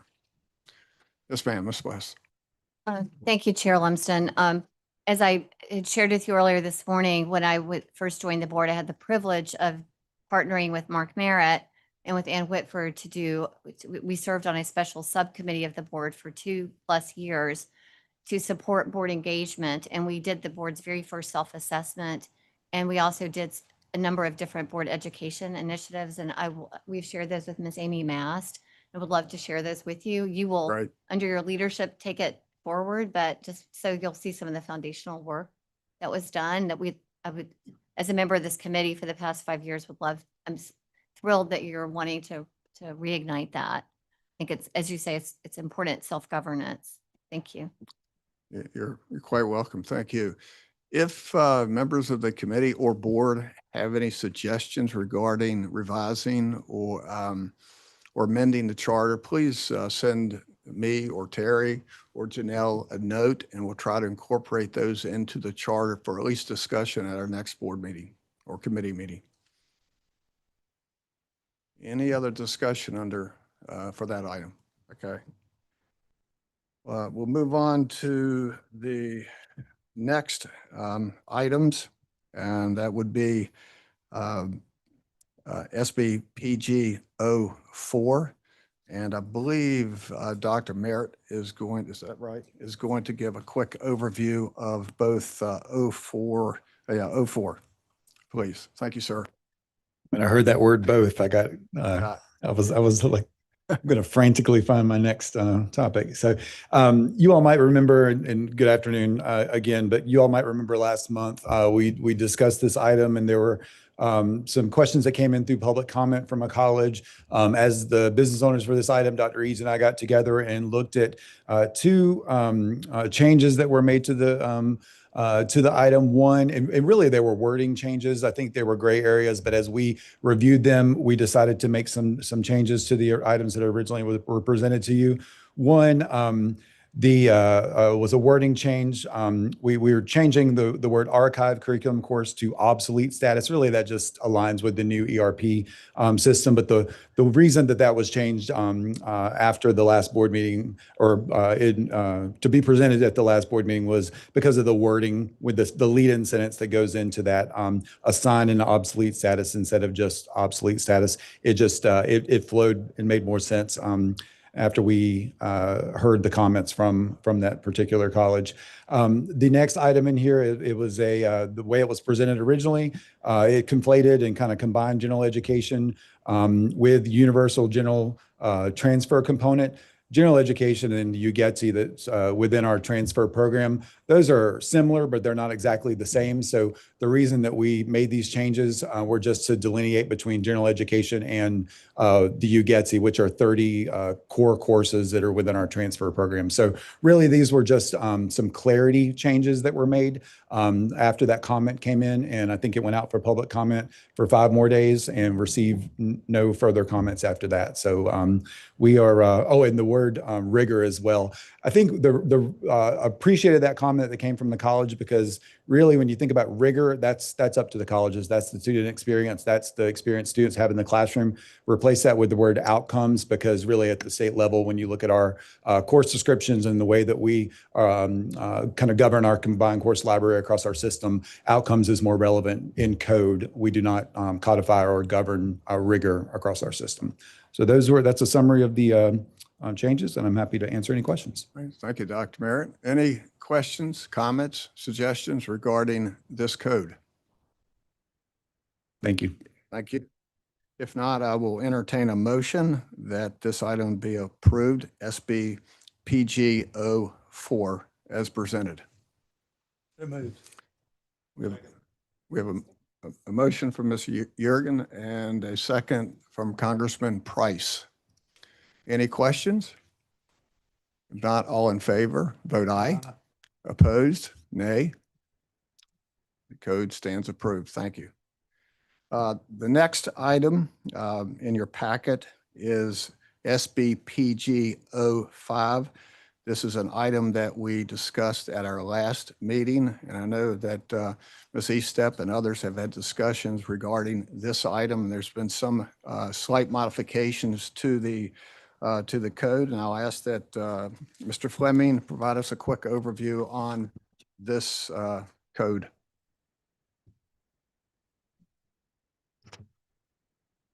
Thank you, and glad you're in your new position. Looks good. As y'all recall from our past couple of meetings, we've discussed the strategic procurement and evaluation of technology item.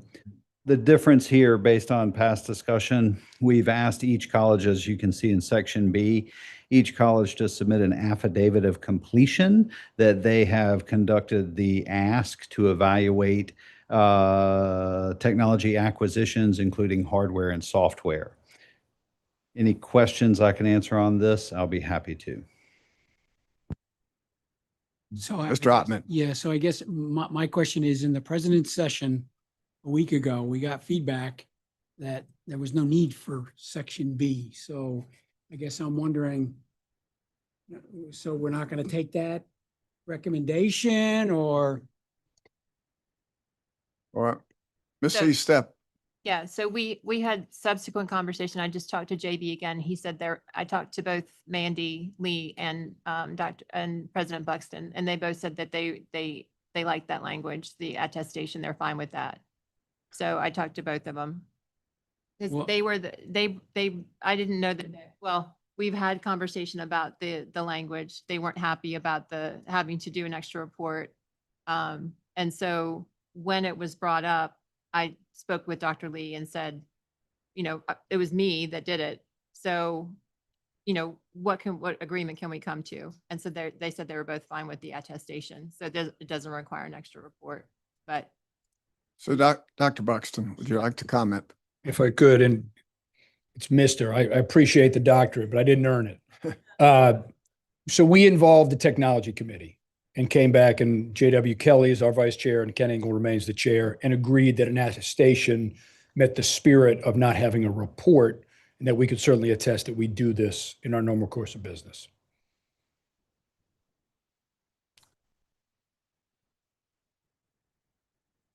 Yeah, again, I was in the technology committee. I understand. That was not what was discussed. And again,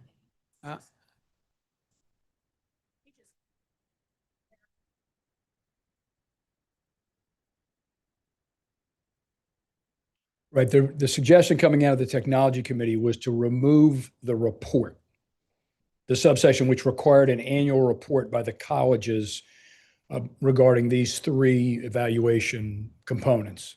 And this removes the report as we understand it and just has us certify that we do this as our course of business. Well, that is correct. The original language had a report of findings, and we revised that language based on feedback that the college, excuse me, that the colleges would certify that they have complied with this policy or code. And if I could, Mr. Chair and Mr. Ottman, I think to your point, we see these as ongoing event. When we purchase hardware or software, we are doing this evaluation throughout. So what we're certifying is we do this. At some point, you all may come back and say, we'd like to see some evidence of that, and we can provide that. We just didn't feel the need to be providing findings or evidence annually against what is our normal course of business. Well, and the legislature is expecting us to do this. That's why the policy was put in place. But rather than asking for the findings, we're asking that the colleges certify that the policy is being complied with. And does that answer your question? Yes. Okay. All right. Any other questions or comments? Okay. With that, I'll entertain a motion that this item be approved as presented. Motion from Ms. West, a second from Ms. Griffin. All in favor, aye. Opposed, a like sign. Motion stands approved. Thank you very much. We will move on to the consent items. We have two that fall under the proprietary school component of our committee. So I'll ask Scott Coral to present these two items very quickly. Thank you. So the board is recommending approval for 9 new schools, and 6 of those are dental assisting, as you see. First of all, every school on that list, they've paid $6,250 toward initial licensing. They have a $25,000 bond to protect students in case of a school closure. Over the next 6 years, they'll report to us quarterly, excuse me, and adjust the bond as necessary. And all have had a site visit from our office. The 6 dental schools are split between corporate ownership and individual ownership. Every one of those, the students who finish will be a DA1 in North Carolina. All of those schools submitted a dental radiography curriculum to the dental board, which was approved. All are required to use a dental board approved instructor for the radiography portion of the program. We have 2 other schools that are healthcare related, and they're Nurse Aid 1 primarily. All of those programs, the instructors, the clinicals, the location, everything's been approved by the North Carolina Department of Health and Human Services. And the instructors for those are registered nurses. And students that finish those programs will be able to take the state Nurse Aid 1 exam and be placed on the registry. These are the 9 schools recommended for licensing. Thank you. Before we act on this, Mr. Core, any concerns whatsoever from your perspective on this item? Our office did not identify any concerns, and neither did the proprietary board. Okay. If it's okay with the committee, we will take both of these items up at one time. If you move on to the next item, please, 07. 07 is an annual report. This is a statutory requirement. The purpose of it is to provide this board with an overview of the prior year of proprietary school licensing. The highlight of this, of course, is on the front page. Our schools reported total enrollment of roughly just under 16,000 students. These are students that are completing short-term training programs. They're filling workforce needs primarily in dental assisting, Nurse Aid 1 in healthcare, computers, and also the trades. Page 2 has a summary that I would draw your attention to. I'm happy to answer any questions. It provides all of the information really in this report. More schools than we have ever licensed. Last year we had 14, this year we have 20. Proprietary school closures was roughly the same. Student complaints, we usually average 1 to 3 of those. We didn't have any findings against the schools there. We had 135 schools to start the licensing year. There's 134 now. And then depending on what this board does with approval, there could be 143. Our board is healthy financially. If you take a look at the balance of the education fund and also our student protection fund, which is a safety net for students in the case of a catastrophic closure. Any other question? If you have any questions, I'm happy to answer. Thank you for the report. Thank you. Any questions before we move to an action? All right, I will entertain a motion that both 06 and 07 be approved as presented. We have a motion from Dr. McInnes and second from Ms. Griffin. All in favor, aye. Opposed, the like sign. The 2 items stand approved. Thank you. For new information, I have none. Mr. Yergin may, I would ask again the committee to review the charter as well as review the bylaws. And it is the responsibility of this committee to periodically review those bylaws. And I think it's probably been maybe 3 years or so since those bylaws were amended. Any comments, feedback from the committee before we adjourn? Yes, sir. Again, Mr. Ottman. I submitted some board code changes several months ago, and I still haven't seen them. I guess I don't understand why this process takes so long. Thank you. we will take it up with the committee. Mr. Ottman, I'm not sure what wording changes you're asking for, but I'll make sure, Terry, that Okay. This, I think Janelle? I think what's important is that these weren't my requests, right? These were from the colleges. So, when the colleges look at us as a board, as a system, the fact that it's taking us months to get an answer, it's just not a good reflection on us.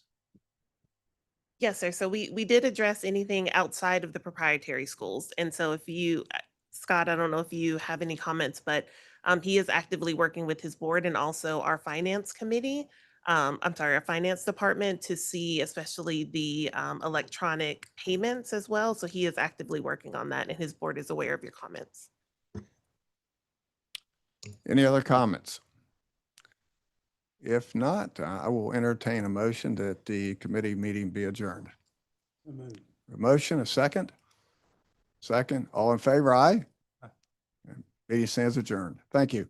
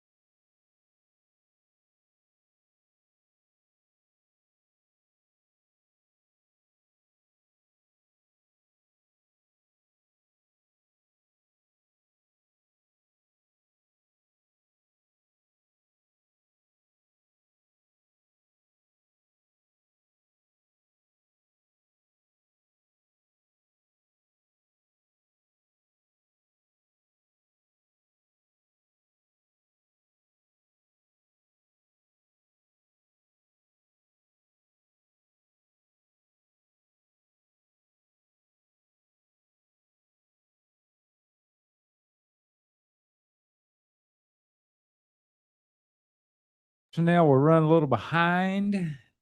So if everyone have a seat, we'll get this party started. Welcome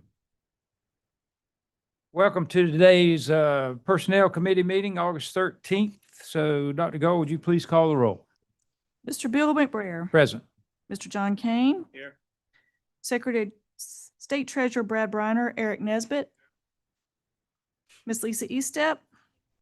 Labor Commissioner Luke Farley. Okay, thank you. Ms. Stacy Griffin. Mr. Tom Looney. Dr. David Lowry. Mr. Robert Moore. Mr. Ray Trapp. All right, we have a quorum, sir.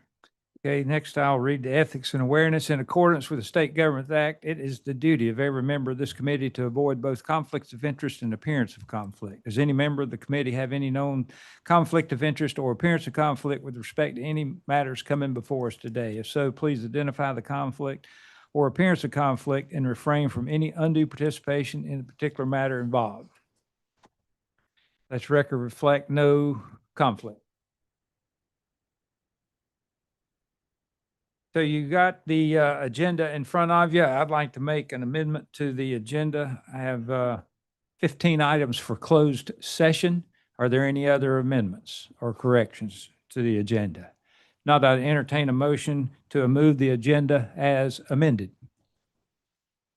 So Okay, got a second from Robbie and motion from Kane.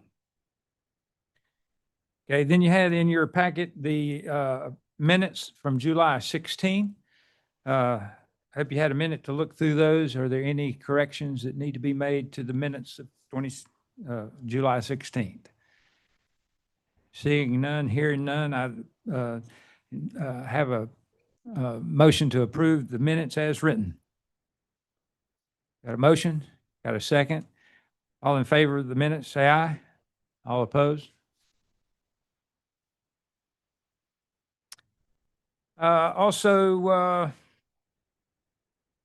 we too will be going over the committee charter at a later date. It's just for information today. Have you looked through that? And then we'll bring it up, I think, in September. Any questions concerning our charter today that could be answered? If not, we'll bring it back up in September and talk about it. Okay. For information, we have our system vacancy rate. This month improved somewhat. Last month it was 9.36%. This month it is 8.97%. And in the college status report, I've been pleased to say for the last, I don't know, umpteen months that we hadn't had any vacancies, but we just got a notice that Dr. Bill Starling at Sampson Community College is going to be retiring at their next board meeting. Or no, not their last board meeting. That's what he made it. That is last. Last- meeting. He'll he- be retiring in yeah. spring of 27. Yeah. So they'll be on the lookout.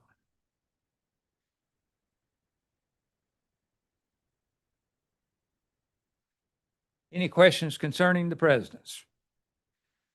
Okay, at this time, I'll move to go into closed session pursuant to North Carolina General Statute, Section 143-318.11A1 and A6 to prevent the disclosure of information that is confidential or privileged in accordance with General Statute 115D-27 and to consider the qualifications, competence, performance, and character, fitness of individual public employees and prospective public employees. Do I have a second? Got a second? All in favor of the motion, say aye. All opposed?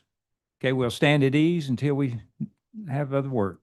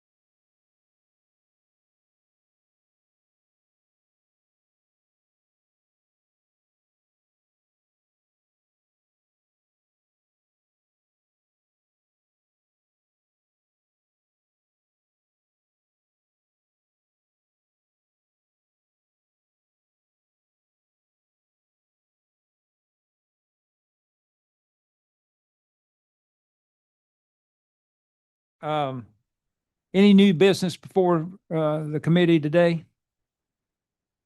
I'd like to make a quick introduction, which she needs no introduction really, but Lynn Austin. Ms. Austin, would you please stand? She is the head of the trustee association at Johnson Community College, and she's our liaison for our committee. So she'll be visiting with us hopefully each meeting to give us support. And it better be support. Okay. Thank you for coming. We love Lynn. Okay, if there's no other business, we will stand adjourned. Thank you.